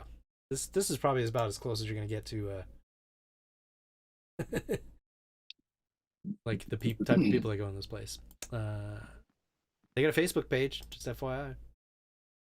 Which one? Shamrock. No, I don't want to. No, is it somebody's baby photo on here at the Shamrock? What the hell? All right, yeah. So they got a Facebook page, Shamrock Lounge and Package. Check it out. They got 1.6 thousand followers. That's about how many people, have been there the entire time they've been open. Is there a picture of the inside? Do you have? Yeah, I'm trying to get the. This has been so long. Facebook is making it real difficult for me to get a photo. It keeps making me try to log in. It's like you want people to sign up, let them look at it without having to do shit. Like, you know what I mean? I'm an advocate for like if you want people to like actually use your stuff to the extreme, give it away, like to an Well, extent. You know what I mean? so that's like when you go to Pinterest. Yeah, yeah, They have really good photography, but you can't really view the whole thing yeah, or the full size resolution yeah, unless you log in. yeah. Which is like, And I don't want I to do don't that. know. You've already lost the customer just because of that. Like, I've had Pinterest because I for am not wasting like my time. for at least 10 years, and I But hardly ever use it for anything. oh, Yelp. Here we go. Yelp might let me do it. Let's see. But anyway, yeah. So if you can fight, like, I mean, you actually can fight, like, not like you think you can fight, like you got the ability to, take somebody out. Or if you're an alcoholic, like really extreme alcoholic, like, There's a lot of requirements that yeah, you have for this place. yeah, like, well, We used to go in there before too, so yeah, but we're none of those things. We're not all alcoholics who want to fight. but we travel, or you travel in groups there. That's a Well, we were in group, yeah. I didn't go by you myself. gotta travel in groups. But you don't want to be a chick going in here. You can always Um, take your girl there on a date. Oh yeah, perfect place for a date. Yeah, they love that. Yeah, It's real nice. there you go. So this is Fancy. from the bar view. Yeah, look at that. This is Classy. pretty new because it definitely didn't look that good when we went there. Yeah, there wasn't that many lights back then, right? No, it was definitely way darker and smokier. Those two chicks were probably the same ones. Oh The man, same ones. no, it is totally different because remember they used to have the tables over here on the right. I do not remember. I remember a bar, That semi-rectangular, I think. So that thing in the top right, like there's like a window with liquor in it. That was not Okay. there before. That used to be where the tables were. I don't remember. Yeah, and then so the Michelob Ultra sign in the middle, like behind the bartender's head there, that used to be the entrance. But there was this back entrance too that we used to come into. But the back entrance would make you no wait, they moved this thing. They rearranged it because there's the back entrance right there. Hang on, the bar used to be on the right side. Okay. I could have swore this is not the way that it used to be. When you walked in, Because if that's the front karaoke, door, yeah, the bar was on the left. no, because okay, so if this is the yeah. Well, the bar would be on the left, but it was on the far side wall when you walked in. And so the karaoke thing used to that's the back door that we used to come in through. But there's another door where we're standing, like if we're looking at this picture, where you'd be standing if you took this picture, was the front door. So they've made some renovations here. Well, maybe we should have gone. Yeah, this is a little different on the inside. Because like she knew what she was talking about. yeah, maybe they classed this place up. Yeah, but it didn't sound like it when she was talking about it. But yeah, it definitely. I remember walking in, and you take a left, and there's all the tables there, and the bar was like kind of in the middle, and then the karaoke thing was on the far end there. This looks like I don't remember the bar being on this side. You're gonna have to look at another picture. Yeah, what the hell? You can put it all together. Because why would you move the bar? That doesn't make sense to me. Man, is my memory? Most likely. I mean, that's a lot of work. Hang on a second. But I'm gonna ask Troy because I do not remember the bar being where it is in that picture.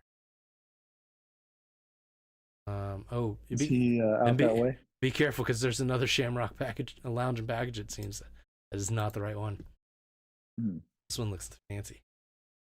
Okay, so this looks a little. Where is this? Hang on, I want to see where this is. This the maybe that's a different Shamrock. It's possible. Let's see here. God, fucking ads, dude. I just want to see. Stupid. Let's see, Leesburg, Florida. Okay, this is the right one. Dive bars. That's what I'm talking about. Listed as a dive bar. Amenities, toilets. Perfect. That's all you need. That's all you need. What more could you ask for? Let's see.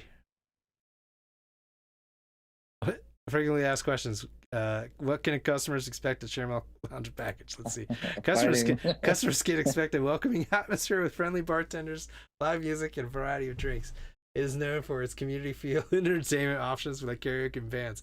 Maybe community in the sense that they have a lot of regulars. That is not how I would explain that place. They paid for this ad. Last time I went in there, I was probably with you and some of the Dominique's crew. Oh yeah. And that was back in what, 06? Yeah. 05, 06? Yeah. So it's been that long. It's been 20 years. So they've had some chance. Let's see. I don't remember them serving food. Let me tell you, don't order food at this place. I don't care how good it looks. I would even say like some restaurants, not a good thing to be ordering food in some places in Florida. All right, this is definitely. But anyway, yeah. So that kind of resembles what I remember, but I don't remember the layout being like that. I remember a different layout. Picture, yeah, or something. I remember this being flipped, actually. Well, maybe you just, I don't know. I mean, it's been 20 years. They could have moved some stuff around. Yeah, I was drunk all the time too, so yeah, it's possible. Yeah. But I definitely don't remember that looking like that. But there's some Facebook pictures on here that look like what I remember. I just can't pull them up because I'm not dealing with that. But anyway, yeah. So we didn't go to the Shamrock. We ended up going to somebody's house and stayed up to like fucking 4:30, which was cool. You know, I haven't done that in a long time. But well, the itinerary did say we were going out that direction. Like everybody was going to go there at the end of the night, but we were the only 1, 2, 3, 4, 5 people that went that way. So. Oh, did she invite everybody? No, but on the itinerary, that's what it said. Like everybody's going to head out to the villages, which that's almost like a household name now. I've met people like overseas that know where that place is. Yeah. So it's the old folks community, like the largest one in the world, I think now.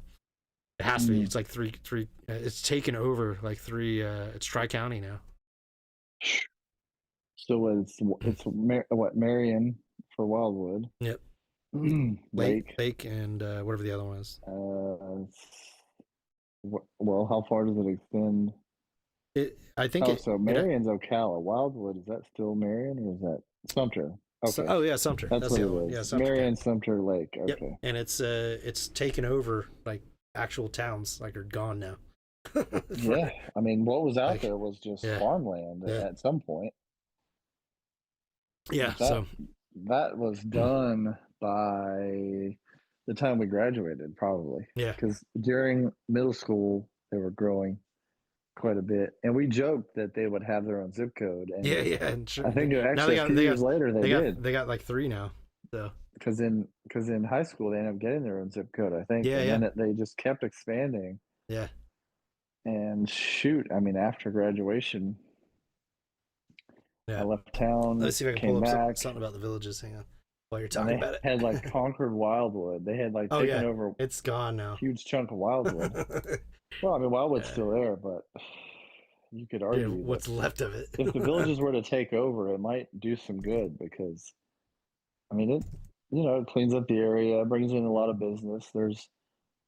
As long as you have bars, restaurants, movie theaters, golf courses, that's going to bring in some business, right?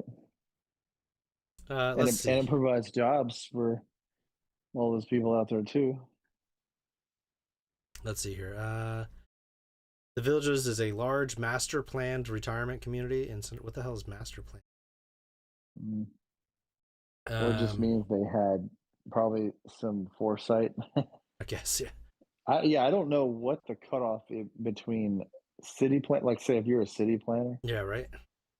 Like, well, what's the difference between a master plan community? Does that just mean like it conforms to a set of like already predefined? Hey, if you're gonna have a community, this is how it needs to be. Yeah, I'm sure there's good. Yeah, Google that maybe. What's Okay, so it's a master plan community. Yeah. well, I mean, So remember, they've given it some thought. remember Okay. it was only like there was like 50 of those mobile homes. This is what it started off, or something like that. Oh yeah, it started out It was like not being one street. planned at all. There Yeah, was no master planning. and It they're was just like, and they were mobile homes, like the shitty tornado yeah, goes through. they're still there. Destroyed. Yeah, that The community is old still there. The side, original the villages. original villages Yeah, that which is everybody like, hates on. yeah, but it's like that's the way it used to be. Yeah, That's how it started. Yeah. but yep. So the villages is now the world's largest retirement community with over 100,000 residents. Holy shit, that's more than Leesburg. That's all. I think it's a little less than Leesburg. Leesburg has like 150, I think. Actually, let's check. Hang on. 100 miles of golf cart paths. Jesus Christ. Least. Holy shit. Let's see. How many people in Berg, Florida? 37,800. Holy shit. Wow. The villages is like triple. Fucking. Jeez. Holy shit. There was like literally like 20 to 50 houses, maybe, like not even houses, the mobile homes, like, and now it's like over 100,000. Holy shit. Damn, that's insane. Unemployment rate 4.3. Really? That's it? It's been around for 150 years. Almost said 150,000. All right. Wait. People also ask, is Leesburg, Florida a good place to live? Let's see what the consensus is. Leesburg stands out in Central Florida for its harmonious mix of small town warmth and contemporary conveniences, with fights every day. This city, with a population of approximately 31,000, is known for its diversity and welcoming atmosphere. Definitely has diversity, I will say that. Here we go. Real numbers. Wait, before we get into that one. What is the racial makeup of Leesburg, Florida? This is a question that people ask. Leesburg, Florida's population includes significant white and black or African American populations, with white residents making up about 59% of the population, and black residents about 21.92%. That's a significant difference. There are smaller populations of other races, including Asian. Yeah, there's like me and like 3 other guys. Native Hawaiian or Pacific Islanders, Native Americans, and multiracial individuals. Yeah, definitely. That's probably the highest percentage, I would think. Multiracial one. Leesburg. Hispanic residents are also a significant part of the community. What are the percentages for those? Here we go. All right. Hispanic, 16%. Other races, 11%. They just lumped everybody together. All right, now let's get to the what is Leesburg, Florida famous for? Bass fishing. Actually, they do have like a pretty big competition on Lake Harris. For what? They've got a pretty big bass fishing competition. Oh yeah, like huge. Like yeah, people come from all over the country for that. I remember my friend's dad would fish out there all the time. Yeah, it's a great place to fish. Like if you got a bass boat, you can get into those weeds. Ooh man, some good fishing. You just got to look out for that sound. That sound. Like you hear that? It's some baby gators. It means mama's probably somewhere close. But the gators are okay. They're fine. They don't bite. Yeah. Don't get near a nest. That's all you got to do. If you hear a hissing noise, get the fuck out of there. Yeah. So they got the Leesburg International Airport. What? That's not an international airport. Leesburg International. That's what it says. What? Right? That is not an international airport. Since when? Yeah, since when? It's I mean, it's municipal. Yeah, definitely not. I mean, at least it was. Yeah. There was no big plane.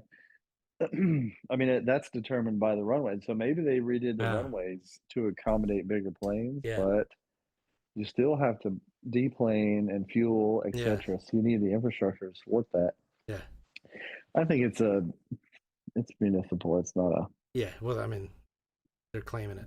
It's probably not even regional. It's yeah. It's just a local airport. Let's see, but also the bike Because fest. you got to go to Sanford. You got to go to Sanford at or St. at the Pete least. for Yeah. regional. Oh, now there's Ocala, but there's a little one in Ocala. But I don't think you can fly to Yeah. other cities like pretty regularly from that, right? That's just a private. Yeah, I don't think so. Yeah, Ocala's Well, a there's private one. also a community out there. Oh yeah, that's what's Ocala, remember? yeah, it's what's his name? Yeah, John Travolta. John.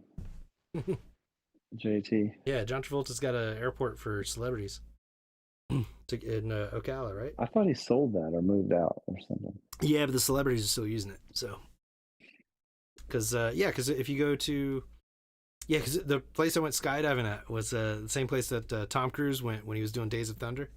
Yeah. And so they have all these pictures of when they trained him how to skydive. Oh, cool. Yeah, so he learned how to skydive, and I want to say it was Ocala. Wherever I went, was it Terry? Name? Uh-huh. Better not be no Terrys up on the plane. Yeah. Shifwax. Drax. Yeah. Them sclounced. It's clounced. What?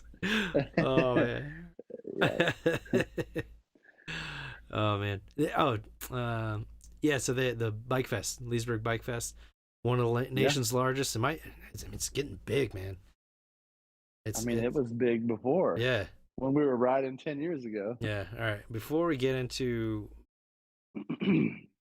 I've got a couple things. 20 years ago. Yeah. Dude, this was 20 years ago when we were scooting around on our Gixxers. Oh yeah. Scooting around. Pull over. Let's see. Okay, here we go. Crime statistics. All right, so the national average is 33.37% with 1,000 people will have some kind of crime. Both violent. 33.37 out of 1,000 people is the national average in America. That seems pretty high. Good. Is that 3%? No, 33%. Out of 1,000? Yeah. Well, that's like 300. But yeah, drop it by 10. So 3% out of 100. So Oh, three people out of 100 could have something. Yeah. I don't know. It's not terrible. Yeah. All right. So it's not Chicago. Let's see. Where's it rank? So this is this got 46.46% in Leesburg is the average for violent and property crime, which is just two you don't want, right? Yeah. Let's see. Well, the general sentiment is that Leesburg's crime rate is above the national average. You would need to look at more detailed data. Okay. Let's look at that. Link for that. More detailed data. Let's see.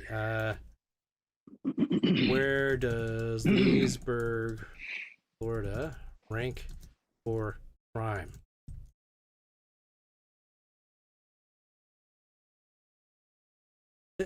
Leesburg, Florida does not have an officially published national or statewide crime ranking available. They hit it. They hit it is so fucking bad. That's not a good sign at all. They hit it. Whoa. Dang.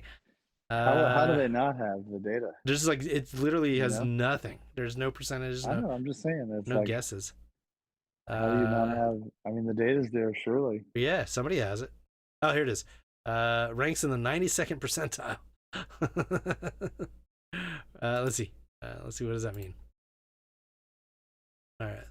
The safest and most dangerous places. Let's see. Oh, there's actually a map of like crime that you can like. Wait, let's see. I want to say exactly where we are is in the red. And so let me zoom in there. Let's see.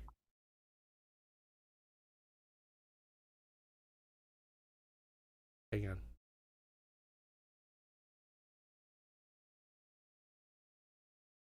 Wait, what is this grading system? Like what is bad? What is good? Oh, A plus dark green is good. Safest area. C is okay. I understand now. Yeah, you need a legend. Probably pretty safe. Yeah, but that's because nobody goes out at night. Let's see. Grade A indicates that the rate of crime is much lower than that of the city. Leesburg ranks in the 92nd percentile. This is not accurate. It is safer than 92% of city. No, dude, this is not what it said like 5 years ago when I looked this up. It said that literally the complete opposite of that. And there's no way they turned it around. Maybe they cleaned it up. No way. You saw it. We were there. Yeah, it's so peaceful. The cop didn't even give a shit that there's literal fucking crime happening in front of him. He didn't know. How could he not see that there was literally a fight right on the corner? Like, and there wasn't people on the side where he was driving. It was wide open. He could have totally saw what was happening there. Like, I don't think you're giving him enough credit. no, fuck no, dude. Like, he was driving way too fast going through. He was moving pretty good, I think, but Yeah. they did have to wave him down. Yeah, which is insane. But, I see what they're doing. Okay, you gotta. Here's how they got this number, and this is so fucked right now. To give you an idea, they got this number by going off the amount that crime costs the city. what? That's why it says it's the 92 percentile of safest places, because it's the cheaper ones. Because the amount, there's only 37,000 people there. So if you're you a big city like Chicago, exactly, so very expensive. yeah, crime. so you have the total cost of crime is where they're getting this 92% number. I see what's going on now. What? But the fact that there is crime going on is a different number. They're not giving me that number. They're giving me only. Yeah. You remember I said there's no number? It's like, well, when I click on stuff, it doesn't give me that number. It gives me dollars. And in that case, yes, it is safer if you look at it in dollars. Yeah, because you're not spending millions of dollars on crime. Yeah. Yeah, and this one says 98 point. Yeah, it's the same thing. They're all using dollar amounts. What the fuck? Oh, that's shady, dude. That's really fucking shady. Well, you can steer a lot of things with statistics. Per capita. There we go. Let's try that. Because it is impossible for the overall crime rate to be higher than the average and for it to be 98% safer. Impossible. Like, that doesn't match at all. And I want to say it is actually flipped. It's 2%. If anybody's hearing this and they're not from Leesburg, you're making it sound kind of crappy. Well, I mean, it is. If you're not used to that kind of environment, that's not a good place for you to go. Like, I gotta just be honest. I don't think it's go to the villages. That bad. Man. I mean, there's nice places. We're from there, though, man. Like, we know where you should go and where you shouldn't. yeah, that's true. Like, and if you go downtown on McMain Street, it looks like you can go everywhere, but you can't. Well, there's nothing else to do on those other streets anyway. Yeah. So why would you even be on there? Yeah. This is I'm just saying, like, it was exactly like I remember it, you know. Well, hey. Doesn't change. You know what to expect. Here we go. Oh, there's some more stuff. Yeah. Yep, they're all using dollar amounts. That's why you can't find the actual percentage. That's fucked up. Yeah. That's maybe there's another national ranking that has different numbers. Yeah. That's compares state by state or city by city. I mean, that's a lot to compare. Crime. That'd be like saying, where's the best place to live? Well, I mean, I don't know. It really depends on what you want out of a place to live. Do you have kids?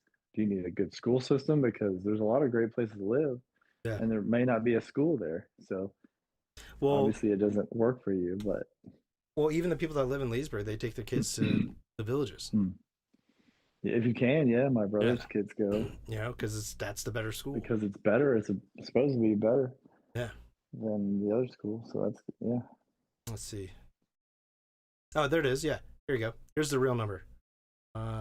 Your chance of being a victim of violent crime in Leesburg is 1 in 269, and property crime 1 in 47. So how do they get 98%? because they're using 1 in 47. because they're using dollar amounts. There's the real number. 1 in 47. Yeah. Damn. Mm-hmm. Sounds like a lot. That's the Leesburg. That's the real one. And that is actually, if I remember, because property crime back when there's quite a bit of it. Were we not committing property crime? Well, let's not throw stones. Just saying. I drove by a blue house. Oh man, yeah. I drove by his blue house and brought back Circumstantial. Allegedly. It's all made up. It's BS. Yeah, but I'm saying, like, even cutting, potentially allegedly things that happened, cutting those out, it was still pretty high when I remember. Like, so yeah, this is a real number. So 1 in 269 out of 269 people, that's your chances. 1 in 269. You're gonna some kind of violent crime on you, which, based on what we experienced on Saturday, that's a violent crime. Like, it's not always killing people, but it's still you're more likely to get in a fight in Leesburg than you are in most of the country. Yeah, I'm definitely less likely I'm getting in a fight up here. Yeah.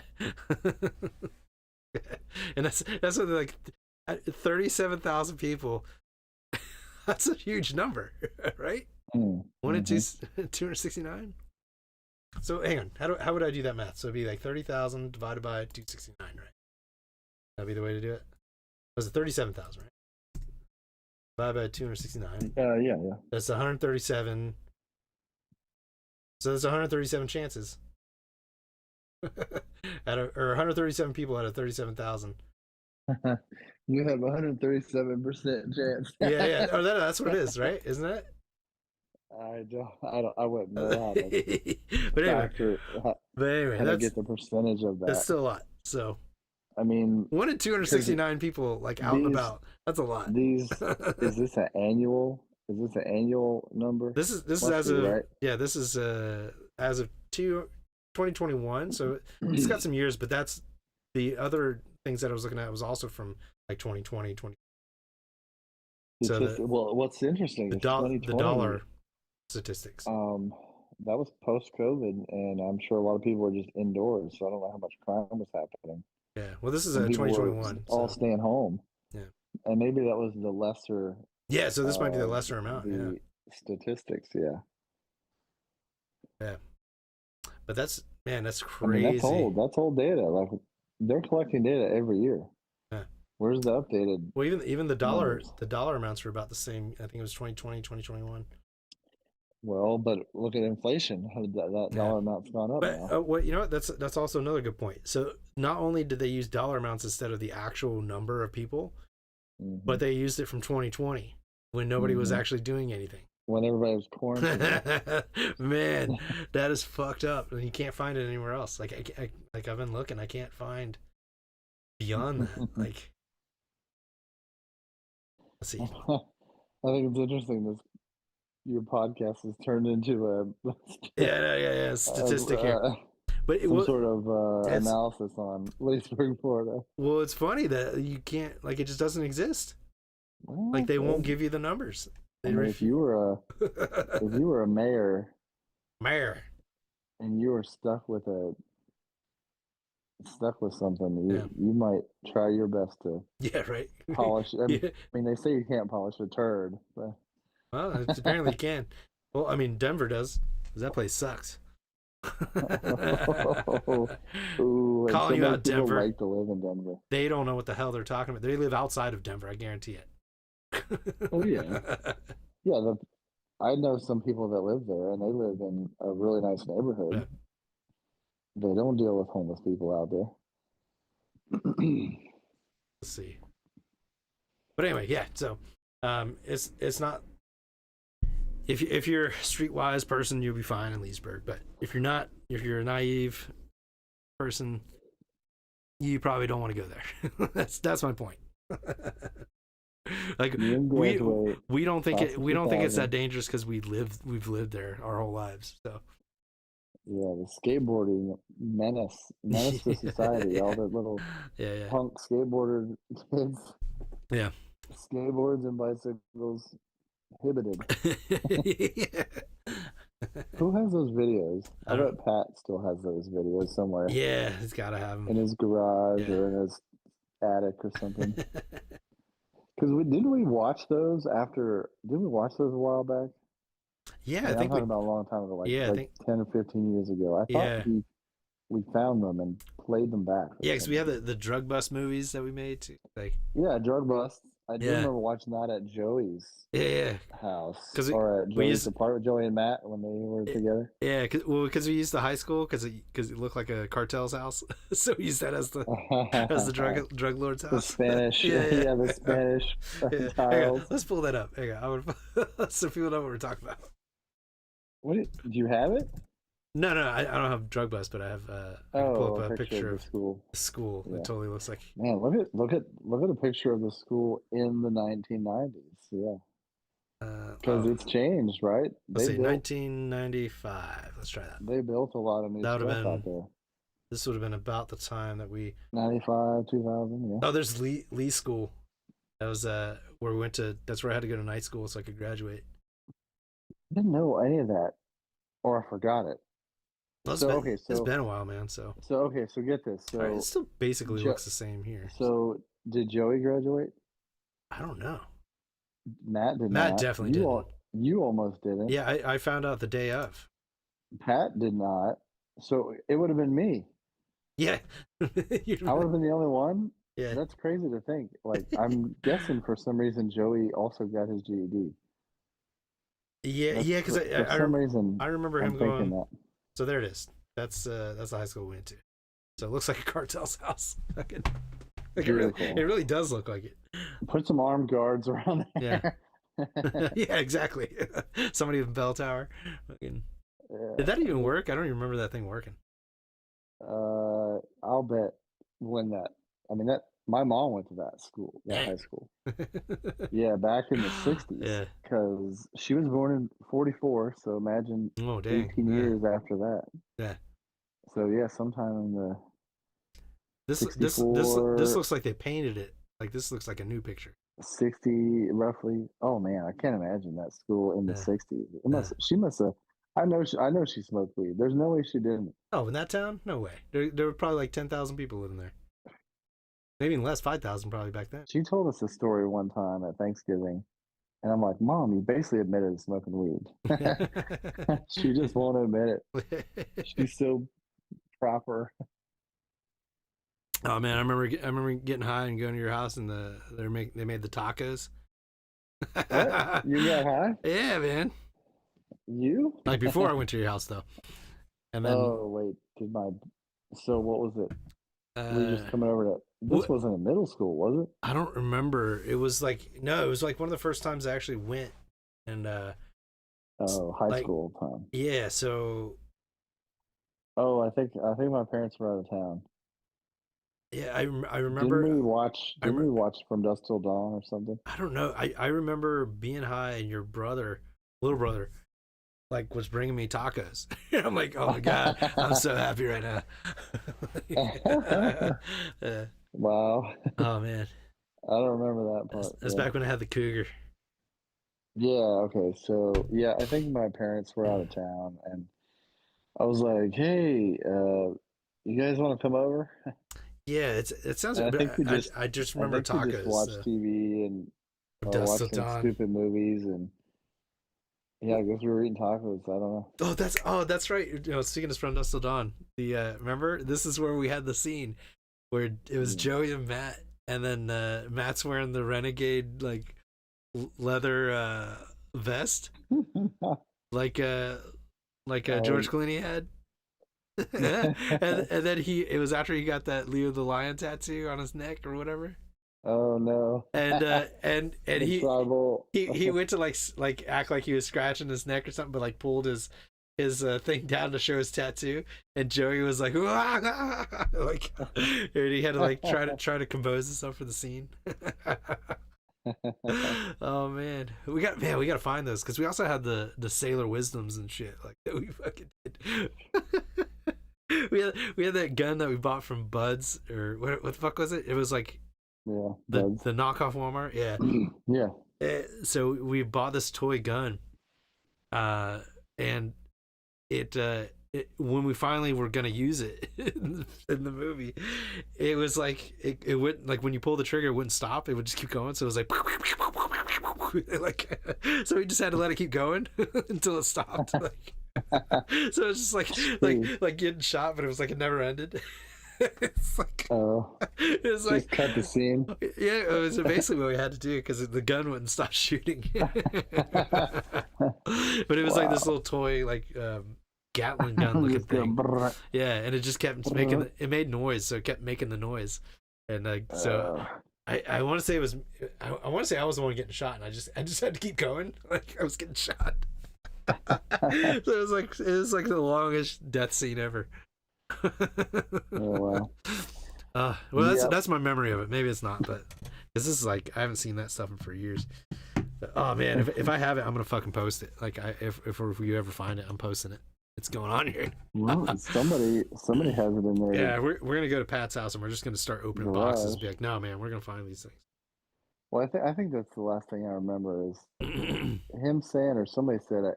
It was either him or Fran that said, I think it's in his attic or in a box or something. Yeah, you gotta find it. He had it last. I think he was the one that had it because I know I never did. Yeah, I don't think Matt has anything, and then Joey or you don't have it, obviously. So. No. If I had it, it'd be I would have already posted it. We're kind of down to only a few people that could have it. Yeah, I'm pretty sure Pat has it. So we gotta find that thing. There was a video Matt and I made in science class that was kind of funny, but it would only make fun. It would only be funny to us, I think. Mm.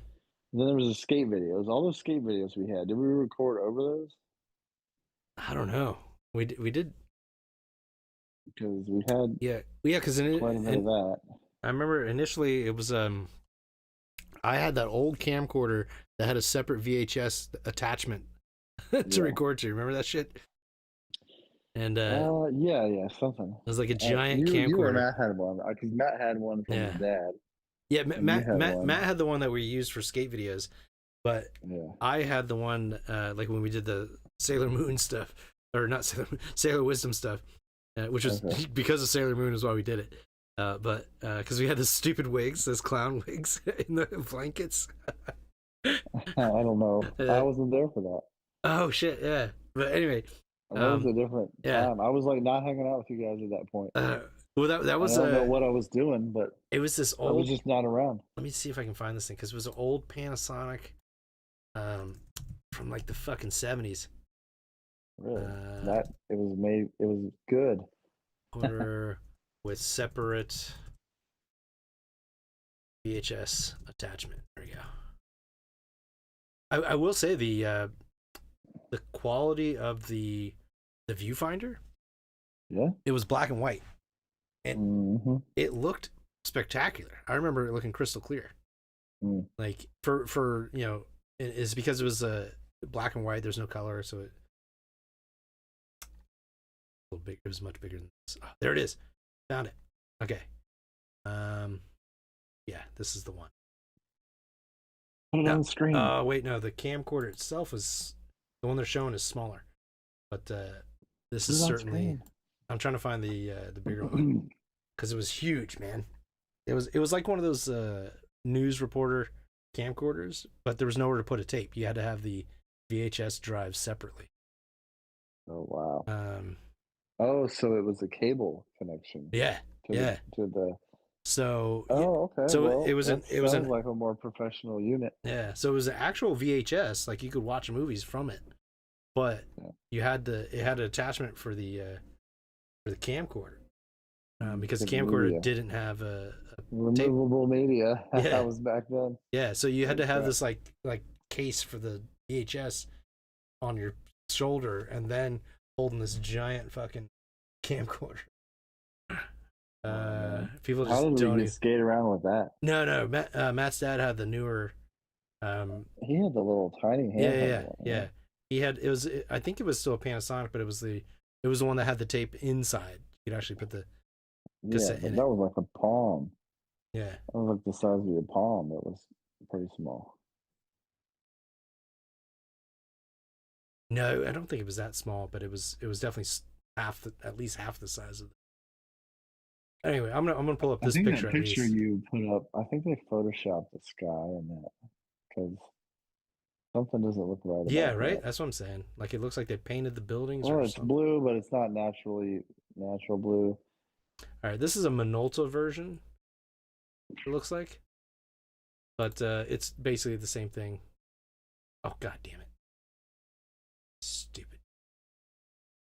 Ugh. Oh wait, is that it? It's close enough. Let's do this one. This is close enough. Oh my god! All these stupid sites, I can't reach them. Oh my god. Anyway, fucking hell, man. Hate the sometimes. Just so many pictures. But anyway, it was a VHS like giant, complete VHS box camcorder that's at least the same size of the VHS. Damn it, man! It sucks. I can't find. Or I can't find one that I can actually click on the picture. Yeah, we gotta find those. Oh. I'm gonna waste my time doing this. I get one more photos here, and then that'll be it. I'm done. Y'all can look it up. Giant. I want to say it was a Panasonic. That's what I remember. Ooh, yeah, but that definitely does not look like the dirty looking outside of the school that I remember. That wasn't really dirty. Well, it wasn't like peach. I don't remember that peach color. What is that? There's like peach on the, it's like the a archway tan there. color. Like I don't remember that. I wonder if they repainted it. That's what it looks like. I remember it being like more yellowy, less white. Yeah, it was like a tan. Right. It was kind of like a beige or a tan. That's what I mean by dirty. Like it was like more yellowy. Yeah. Yeah. Well, it was stucco too, so if they weren't pressure washing it, then it was going to get dirty. Yeah, but, they had that. But yeah, that was it. That's the that was the journey for the high school reunion. I think our recommendation is to go do it, regardless. Yeah.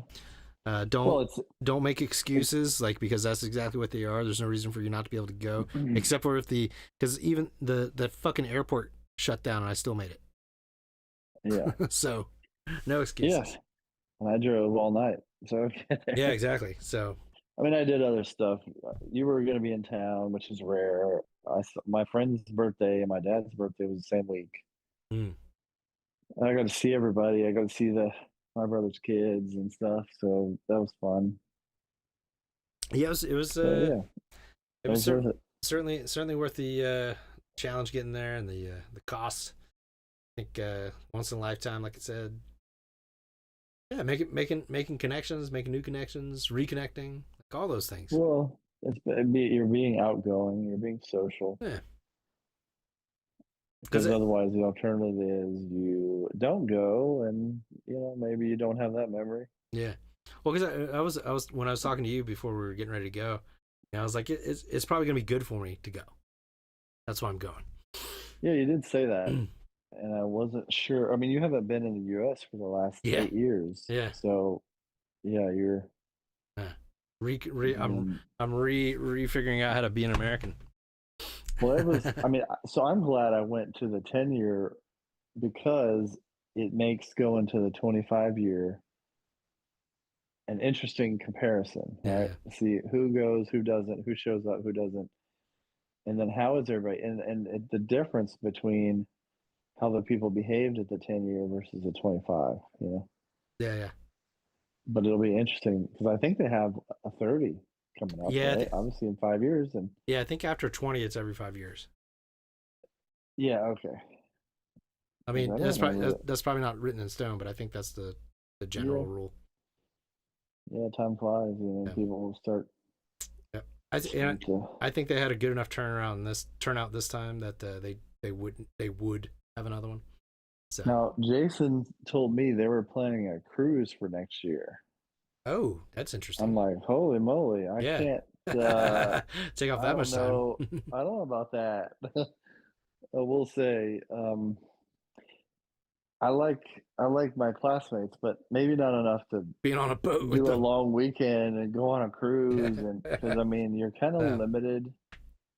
I don't want to say it out loud, but there may not be a lot of options for the ladies. socializing on the cruise. I mean, Are you talking about ladies specifically? Is that what you're I'm saying? talking about ladies. I mean, you're gonna go, and then you're gonna you're gonna be Right. doing cruise stuff, and which is ladies. yeah.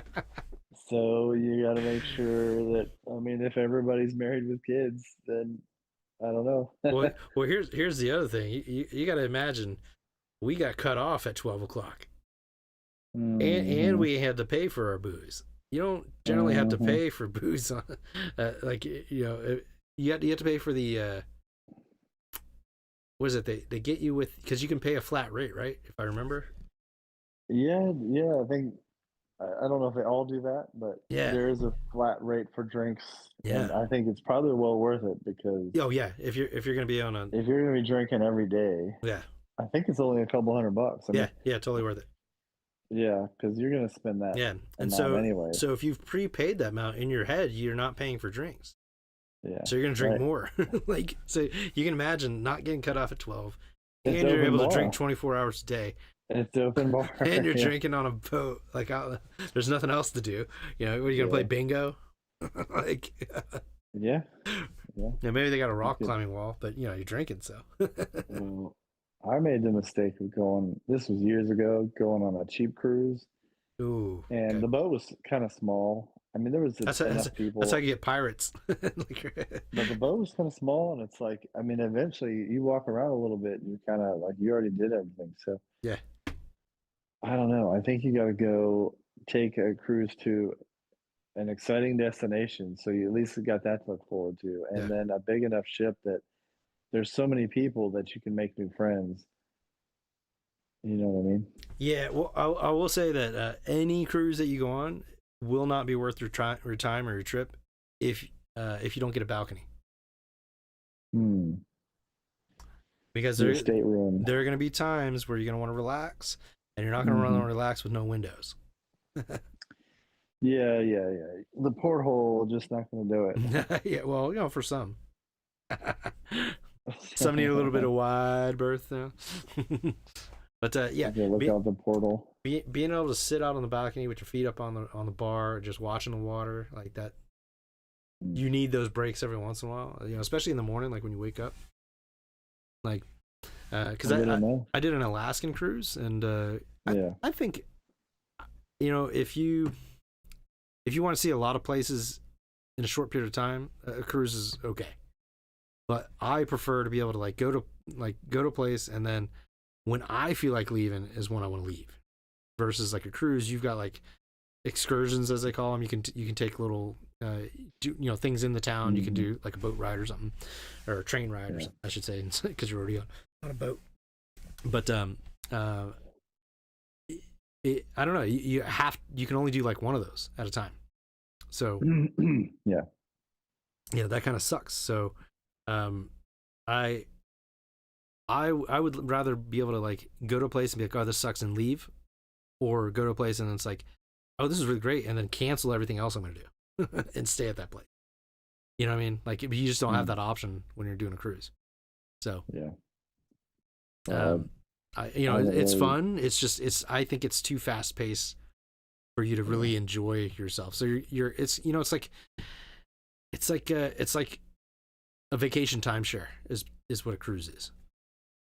You're getting pieces of an adventure that you could do if you had more money.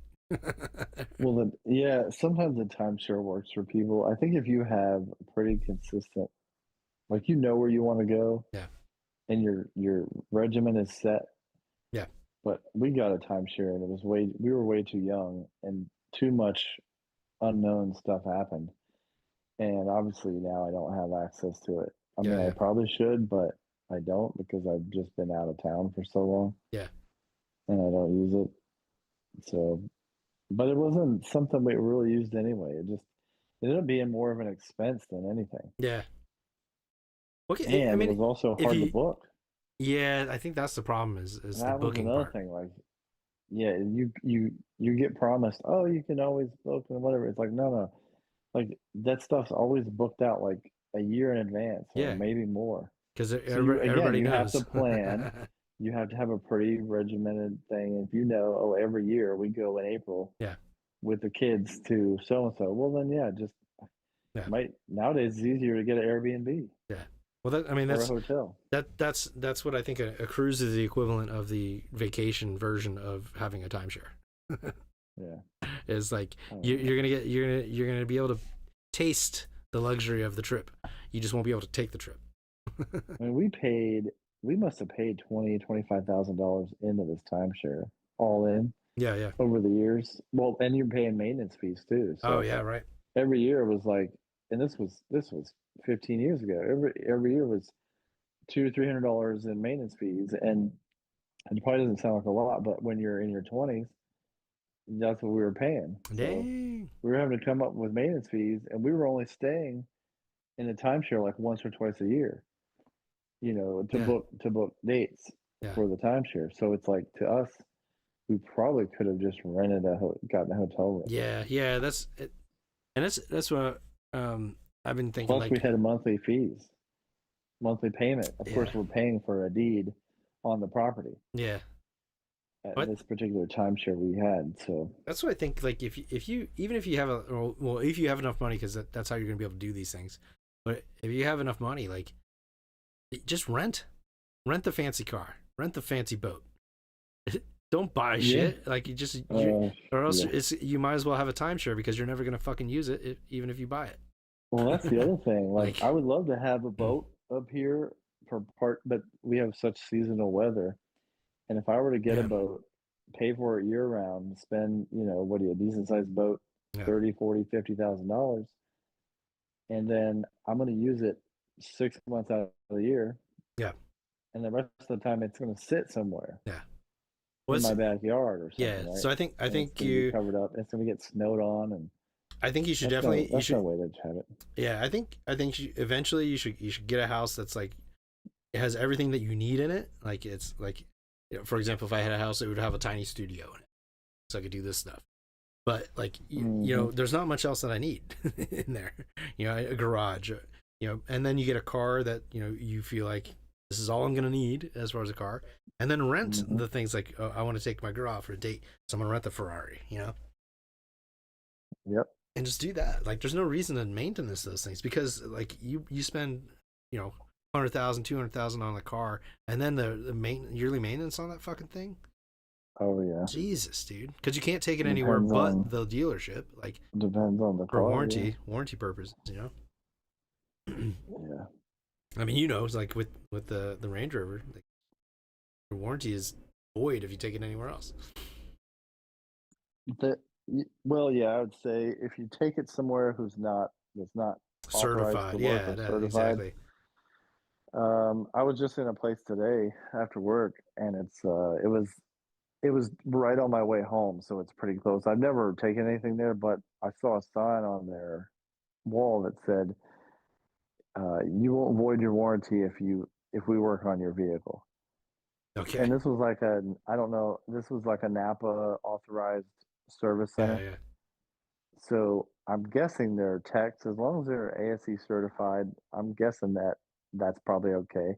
Mm, And as long as they document things and they probably are restricted somewhat to the parts they use, yeah. would be my guess.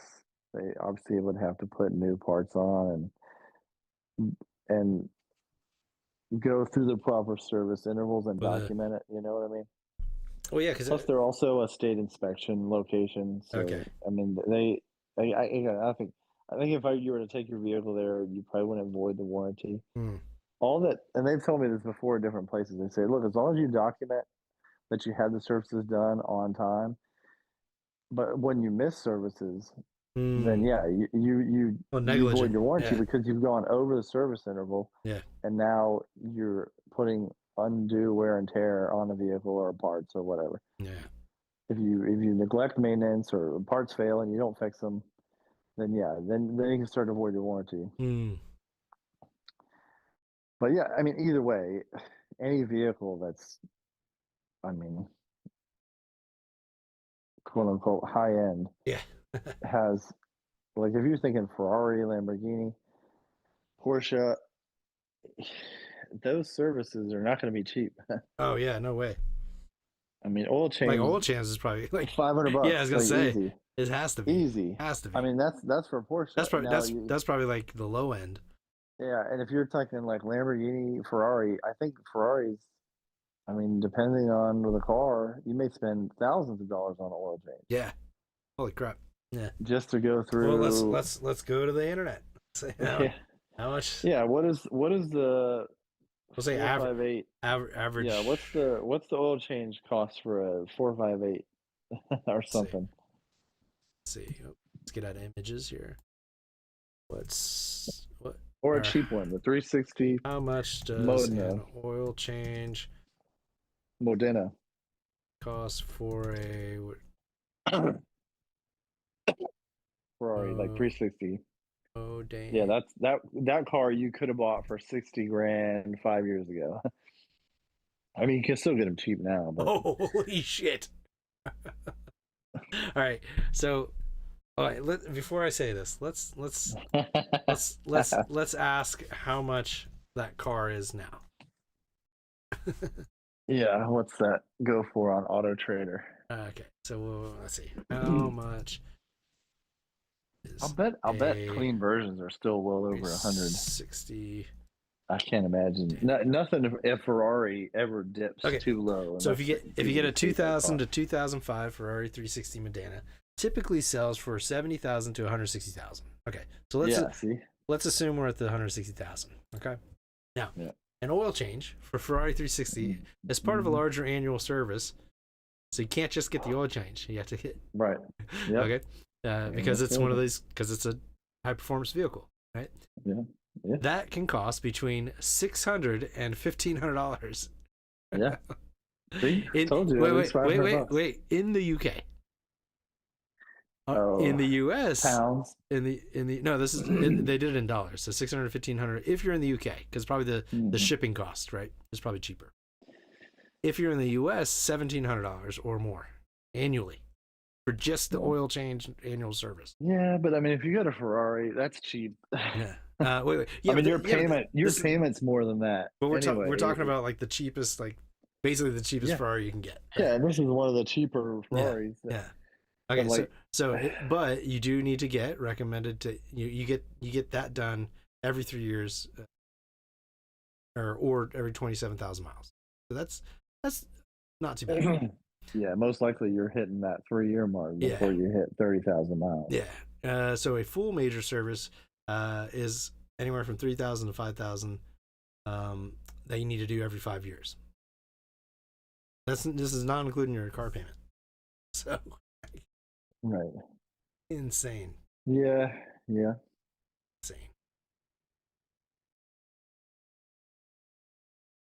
Yeah, which I guess if you were doing like if you had to do an overhaul on just a normal car, you're gonna be up there. But like you got to do you have to do that like once in a blue moon, right? Like so, like like. I mean, you're taking your Ferrari out to Cars and Coffee, or maybe the golf course or something. Like you're not doing road trips most likely, and you're not daily driving a Ferrari. Yeah. So it's like why would you buy that thing? Well, if you have unlimited funds, like then you can just have a garage full. Well, if you buy it, it's your car, and you pick the color you want, which is only a couple. I think it's black, yellow, and red. So right. Silver. Now they made a silver one too in the 360. So you're somewhat limited. Yeah, but I don't know. I just don't see. I don't see the. I don't know. Maybe I'm just because I'm coming up from being poor. Like now you're rich. Yeah, right. Like, Look at me. I'm wearing a top hat. I'm still, yeah, I'm still down here at the bottom. Hey, you just told me about your flying in first class. Yeah, but that's because I got upgraded for $100, and Get used to it. I was willing to pay that $100. See? Get used to it. You'll be living the high life. And you got your rental car upgraded. You're the best dressed person at your high school reunion. I mean, sounds like you had a pretty sweet life. Well, I mean, it also sounds like, you know, because I'm traveling all over the place all the time, so it sounds like I have this like luxurious life, but I don't make that much money. That's all on the company's dime. Like, don't say that. Just start proclaiming your positive outcomes. Well, it was funny because I was setting up because I got to get my front and rear struts replaced. On your Ferrari? Yeah, my Ferrari. What's that going to cost you? Like 10 grand? Oh, yeah, per strut. Per wheel, yeah, every corner. It probably is, dude. It probably is like $5 grand for one of those, like for one wheel, for one strut. Yeah, that's just a repair cost. Probably not even the cost of the part. You got to take that suspension all apart. Yeah. Oh, I can't imagine what craziness is under there. But sport tune suspension. Mine's real simple. It's just a bar. It's a race car. Your sway bar. Yeah. Yep. But yeah, so I was setting up that appointment, and because I'm going to Japan in a few weeks, so I'm like, oh shit, you know, they're like, oh, can you come on this day? I'm like, no, I'm sorry, unfortunately, I'm going to be I got to go to Japan for 2.5 weeks, so I won't be back to. And they're like, unfortunately, I'm like, yeah, well, you know, it's for work, but I was like, yeah, I get it, you know. Did that guy have a JDM car and he would love to go to Japan? Yeah, well, it's funny because I have like the old fucking beat up truck, you know, so it's like it does sound glamorous, but I'm driving around like this old beater. Actually, that truck's probably not beat up. I mean, I'm sure it's taken care of. I mean, I do take care of it, yeah. So I'll bet if you did a clay bar on that thing, it would rejuvenate the paint, and that's pretty easy to do. Oh yeah, that's true. Yeah. If I was out there, I'd help you do it, but I can't be there to do it. But yeah, I know exactly what to do to spruce that baby up. Yeah. Well, now it finally got the window tint on it. So it's part of me. I like car detailing so much. I have toyed with the idea of having a side business where I just do car detailing. Well, when you retire, that's what you should do, man. Just open up a shop. I do enjoy it.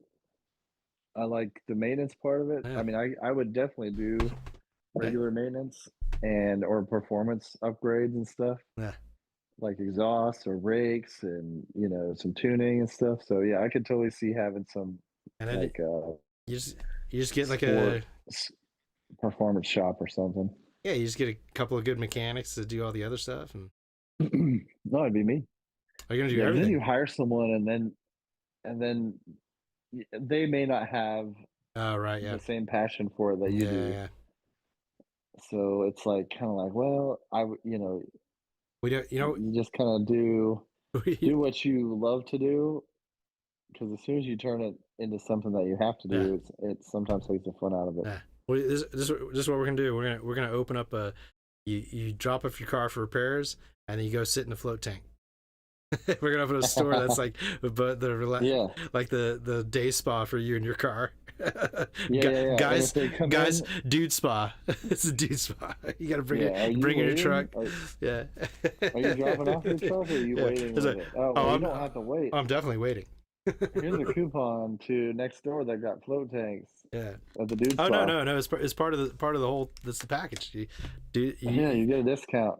It's part of the same store. Yeah, could you imagine?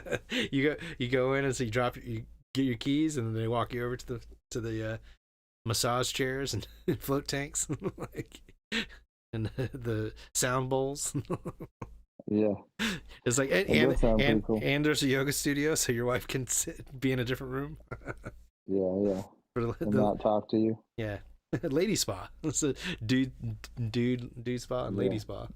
Yeah, don't go together. Yeah, it's a duplex. They're separate complexes. So it's okay. I was watching Married. What was wearing this Married with children clip the other day, and Al is so on the ball, man. Oh Like yeah. Oh yeah. he doesn't give her any leeway. I do think in some cases that's a pretty good example of how you should handle certain situations. Well, also if you notice though, like she is in the role too. Like they as dysfunctional as it is and funny, Yeah. they work really well together. Like they know at the end of the day, they always come back and say, "Oh, I love exactly you too." exactly. But they're like bickering amongst Yeah. themselves. Well, cause there's a couple of episodes when like early on when like Steve and Marcy are just kind of starting to get to know them.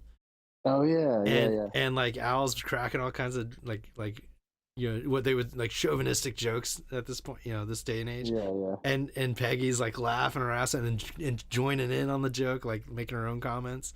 And it's like, it's clear like they have a dynamic, it's like, and it works. And it's because they're so different. He's so man and she's so woman, you know what I mean? Well, Like, that was like first season, right? yeah. Is that also the time when they were considering? Well, no. What was it? Marcy was trying to turn Peg against Al. Yeah. And Al was Peg trying to. Peg wasn't having it. Yeah. Yeah. She's like, no, Wow. he's like, this is the way that it works. Like, just and like Peg was actually giving her like the knowledge, like the wisdom. Sorry, Peg was manipulating her too. Yeah. It seemed like it was back and forth. Yeah, so they were like, Marcy was like confused and trying to like why don't you blah blah blah, and Peg's like, no, you have to do this, and she's like teaching her the ways to like manipulate, like with the coffee, and she's like, she puts like 4 or 5 like cups, like spoonfuls of the coffee in the thing, and Marcy's looking at it like, what the hell? And she's like, oh, don't worry, ours will be better. She's like, yeah. Yeah, but she was making it all. Yeah. It's terrible. It's like, yeah. So he's like, if everything's great at home, then he's not going to appreciate anything. Something like that. Him go out. Yeah. So. Man, and the women that would come through that shoe store, oh my gosh, they had like it's so funny. Most scantily clad women. Oh, dude. And it was totally like. They were just melting in front of these girls. It's like, well, I don't agree that that's the best thing, but well, yeah. What was it? The guy that worked there, the blonde dude. He was like the womanizer. Like he always had like he was always picking up the chicks. He's like, oh yeah, but he didn't last more than that season. No, it was just the first season. Yeah, because then it was basically Al the rest of the time. Yeah, so it was Al. Al. Yeah, that guy was like he was hitting on every woman. That came in there. The smooth operator. Yeah. There was one scene where she's talking with Al on the couch, and I guess that Al had helped one of the neighborhood ladies move a couch, and then so Al comes back in to the house, and I guess Kelly had heard from someone down the street. She's like, "Oh, Mom, there's a new hunk in the neighborhood, a good-looking, strong man, blah, blah, blah." And Al knew it was him. And then Peggy was like, "Oh, really? Well, Al, Kelly and I are just going to go out for a second." And she's like, "Yeah." And he's like, kind of like, "Peg, that's me." And they're like, yeah, right. But anyway, it turns out it was him. Oh, that's funny. But there was something like where he was on the couch with Kelly, and he says, "And do you know why? Blah blah blah." And Kelly's like, "Because you used to play high school football." He's like, "That's right, pumpkin." And it all stems from him playing high school football. Yeah, the polk high. Yeah, something like that. Yeah. It's like, dude, you're 40 years old. Yeah. Give it up already. Because he still has like he's like the number one guy. Still he has like the record or something. Yeah, but actually, in other seasons, I remember this from years ago. It's like people would recognize him, like, "Hey, are you Al Bundy?" He's like, "That's right." He's like, "It's me." Yeah. So he's like famous in the as far as like the football goes. Like the small town, like high school. there was one episode where it was because there was always like the dispute of like the final game, like he was out of bounds or something, or his knee touched the ground or something like that. Yeah. And it was like the big linebacker like showed up again that was on the other team, and they had they had another run of it. Like, oh yeah, yeah, and Al ends up like getting around him. He's like yes. oh really? Yeah. So So it's like he like definitively did it this time. he totally redeemed himself. Yeah. Yep. I don't remember that one. Yeah, I remember the toilet too when he finally built his own toilet. What? Yeah, Built his own toilet? oh, sorry, own bathroom. Oh, In the, was it in the garage? Yeah, in the garage. Yeah, and he bought like the like most had the most power flush toilet or something like that. And he was so proud of it. He's like my father used to tell me stories or something like that. It's like son, he's like you don't know how proud I am of this toilet. Like, yeah, I gotta keep watching it. Yeah, and that show is so good, dude. pretty good because they didn't. Now Kelly didn't get kind of how to say slutty until a couple seasons in, right? Because they really pushed hard on her. No, I think she was like already like towards the end of first season. First season, like from what I can remember, she was just kind of regular. Yeah, it's whenever she was finally in high school. I don't know if that was starting that way or not. Yeah, because some of the clips I've seen of her have been short skirts, tight crop tops, poofy hair, 80s style for sure. Well, it's probably because obviously she was young, but the focus was on Peggy being the sex symbol first. I never saw her as one. Well, she was always wearing those spandex, yeah, but she wasn't getting all the hoops and hollers when she would walk on set. Yeah, that is true. That is true. Yeah. I mean, she had big hair and whatever, but and she never got fat. But yeah, it's just funny. Like anytime Kelly walked in, it was like woo, woo, woo. Yeah. Well, they had the applause sign on for her. Yeah.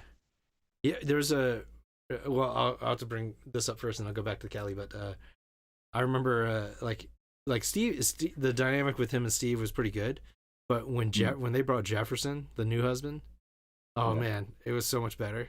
Like he was so fucking stupid, like because he was just like the good looking guy that didn't have to work hard. So he's like the stay at home man.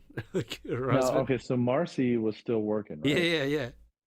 So he didn't have a job, as far as I remember. Yeah. So yeah, in the script was, I don't remember, the trophy husband. Did they just replace Steven Jefferson as like one season to another? They just switched characters, or like in real life was it she got rid of Steve and then found another guy? No, he was trying to save a fucking turtle or something and got arrested. Something like that. I think it's what the story was. It was like he was trying to save a turtle from a theme park or something, and he got arrested. So that's Steve. Yeah, so that, and he was like going like for life or something. And then so he's out. He eventually gets out, and they did have an episode where he came back. But, really? Oh, yeah. Okay. Yeah. All right, so he's in the same timeline. He's not. Yeah. They didn't variations of whatever. They didn't do like Family Matters with Judy, where she just like they just didn't have her anymore. Like a different actress the next year. No, it was like they just stopped writing her in the scripts, and eventually it was like people forget is what their thought process was, and then it was like she just didn't exist anymore, and she never existed. Is kind of how they played it. Yeah. Did you see the interview with Al, or whatever his real name is? Yeah. And he was talking about he would fight with Peggy's character. Her. Yeah. And he's like, hey, look, he's like, if I don't want you on the show, you won't be on the show. Yeah. And she got it was Marcy, not Peggy. Was it Marcy? Yeah. Because he was saying, I was fighting with so and so, and he's like, it's my show. It's Al. It's Married with Children. It's Al Bundy. It's not you. Yeah. So if I want you gone, you can be gone or something. Yeah. Yeah, she was pushing his buttons, and he eventually said, "You know what?" Yeah, I don't know what the whole story was, but it was like she's I know she's a lesbian, so I don't know if that has anything to do with it, but probably. I'm guessing there was something with that, but being back in the 90s, that's what I'm guessing. So, but it's funny they had her playing this like female kind of dominant. She, But with like, I will say she had a pretty good body, man. Like for, I don't remember that part. They never showed it. No, they did. She Like wearing these baggy but pantsuits. she would be in the like negligees and stuff. Like, is that the word? Nightgowns, but the sexy ones. Yeah, is that what they're called? I guess. Yeah. But yeah, there's a couple times where, yeah, and I was like, man, like, because you never see her that way, and then all of a sudden you're like, whoa, there's stuff under there. Yeah. There's a woman under there. Yeah, she was always fucking funny though. Like her character is fucking so funny, dude. But yeah, when she got her trophy husband, Jefferson.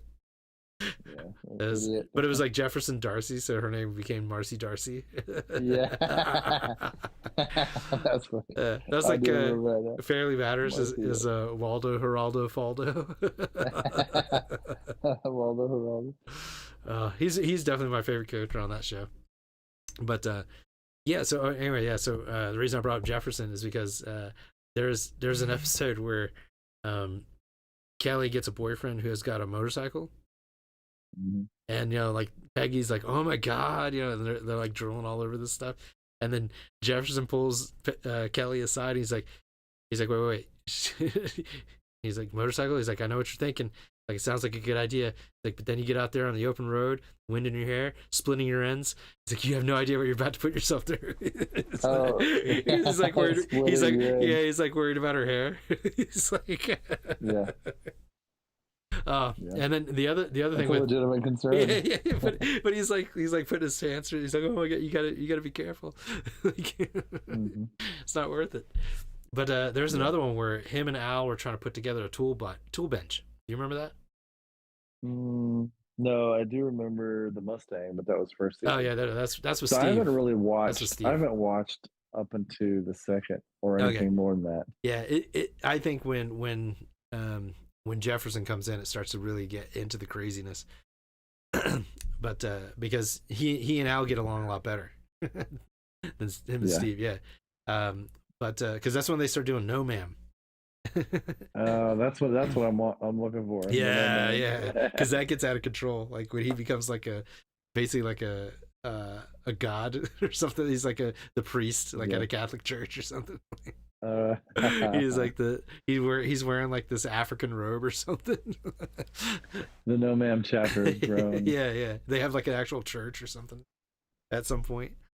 Didn't they start out probably in someone's garage? Oh yeah, it was basement. It was after he had the toilet for sure. So after he had the bathroom. But yeah, so they're trying to build the workbench, and they find there's at a certain point there's like he's like, all right, hand me another one of those L's, and he's like, oh, well, we don't have any more. All we have are these 7s. He's like, all right, well, we're gonna have to make that work. But it's like it's just flipped over. It's like upside down. Yeah.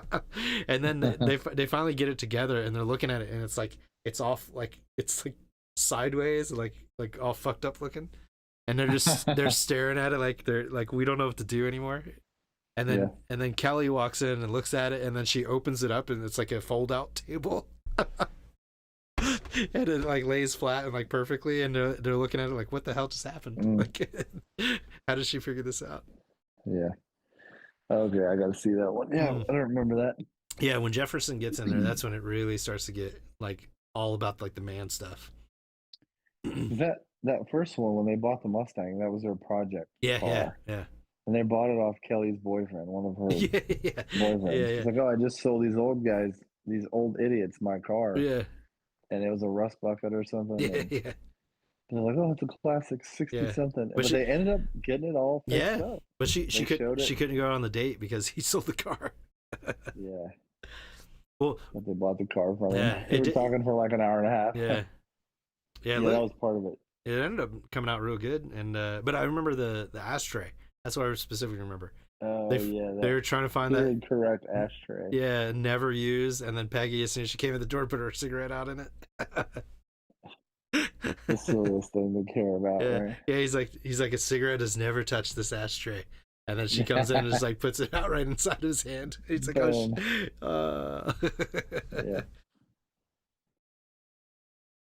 But Yeah, man, old cars are not. I mean, they probably were cheap back then. Because think about it, those cars were 50s, 60s, and then it was so. Married with Children was set in what, the 80s or the 90s? I think it started in the 80s, like 89 or something. Let's see. We'll get So accurate beat on those that. cars were only, I mean, 15 years old. They would have been super cheap, Let's and see. nobody Oh cared yeah, about them start because they weren't classics at the time. started in 1987. Yeah, so those cars were not classics. You could probably get them for $500. Yeah. Get old Mustang for $1,000 or something. Ed O'Neill, that's his name. Ed, yeah. Yeah, Amanda Bierce. Let's see. There she is. Who that? That's Marcy. Oh, okay, yeah. He said he was fighting with somebody on set or whatever. It's like, Yeah. well, Al's the main character. I mean, she was technically. I mean, she was Yeah. pretty much a main character, but Al is the main character. Yeah. See. Oh yeah, her spouse is Carrie. Carrie something. Carrie Schenken. So Shrinking. yep, yeah. So she is plays for that Rose. team. Let's see who is Pamela Anderson. I don't remember her being on there. Who was she? She was. I'm sure she had a guest appearance. Yeah, but I don't remember. But she wasn't on there regularly. Right? Matt LeBlanc too. I remember him being on there. Really? All right, hang on. Let's see all these people. Katie Segal, obviously.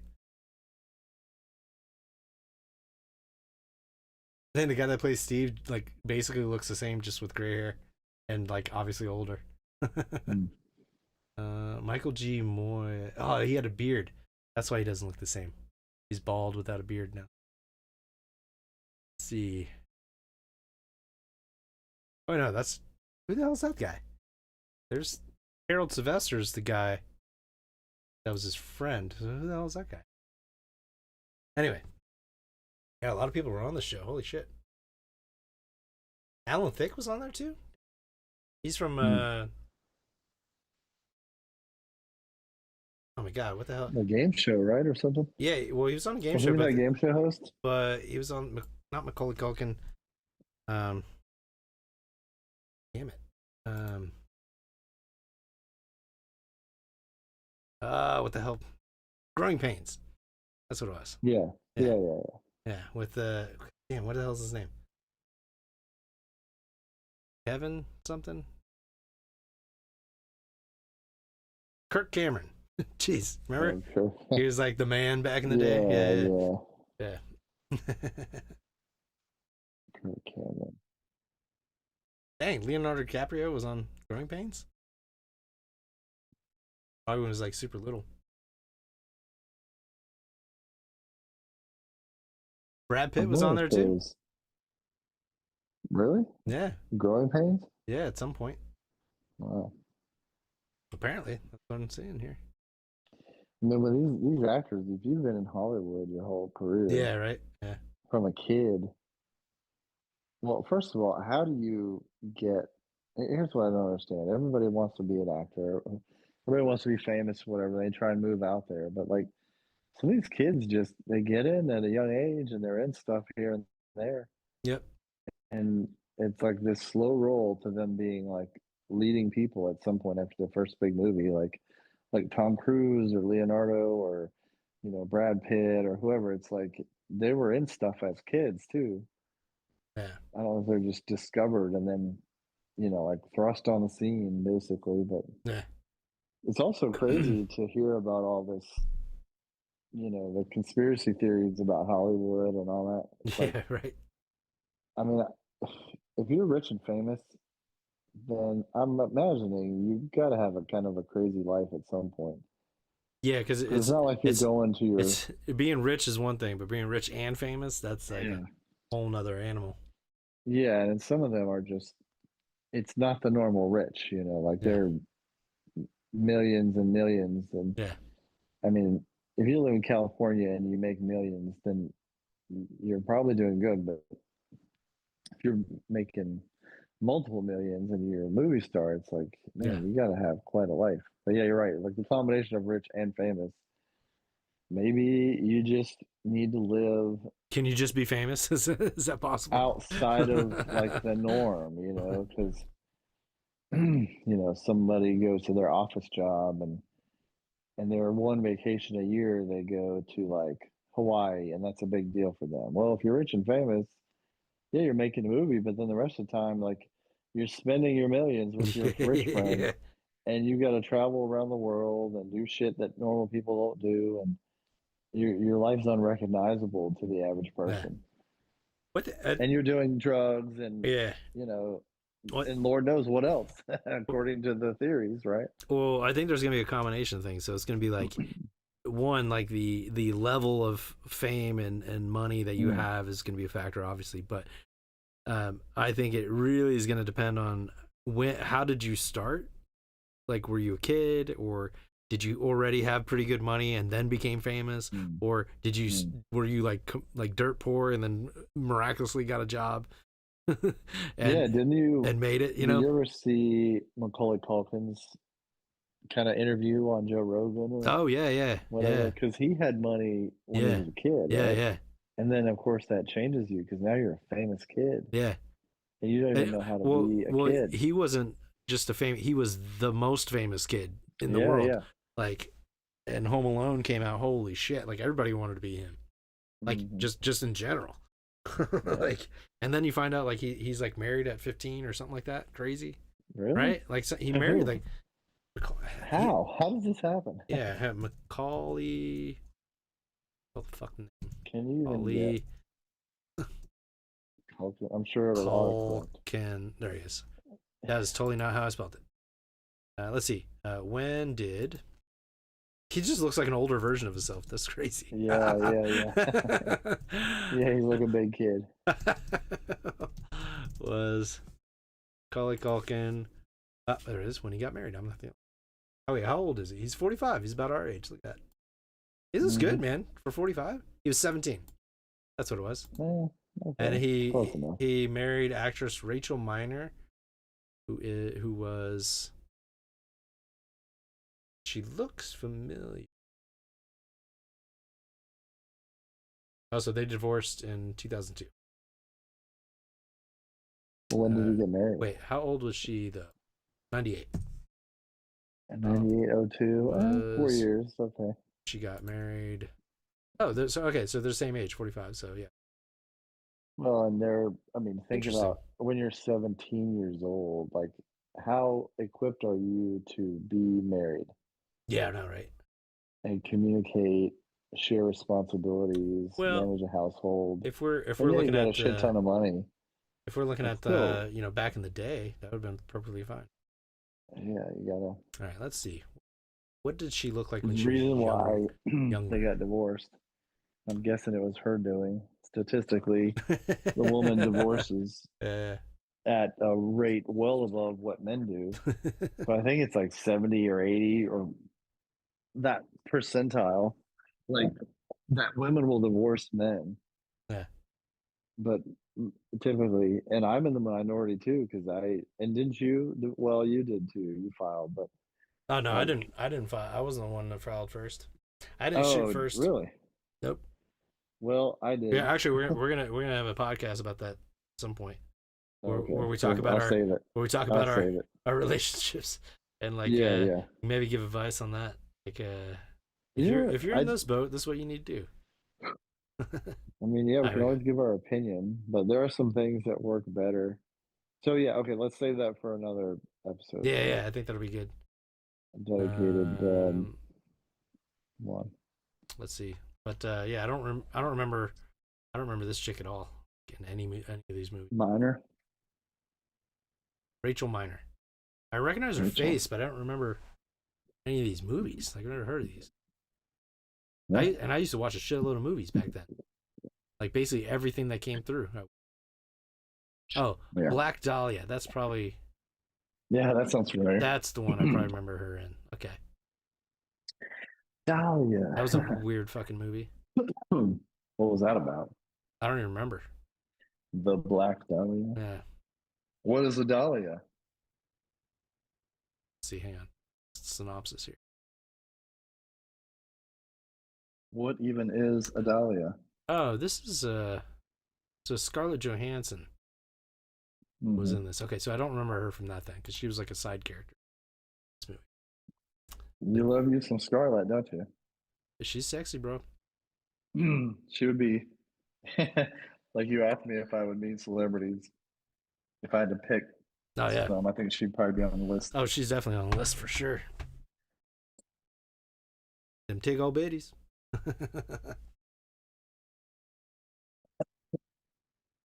Hello? Hello. Oh, there you are. I always got Aaron Eckhart, and he was Josh Hartnett. Popular back in the day. Did you ever watch any of those, like 90210 or Saved by the Bell or Oh yeah, any of that stuff? Saved by the Bell for sure. My sister watched 90210. Yeah. So I definitely caught a few of those episodes. But that was kind of just before our time. No. Saved by the Bell was, I do remember watching that. Yeah. Some way, somehow. And 90210 was on. I don't know if it was replays at that point or. Let me see. Saved by the Bell. Whatever. Saved by the Bell, 1989. So we were watching that real time. 89. Okay, yeah. 90210. Wait, no, not that original. It's correct. New one.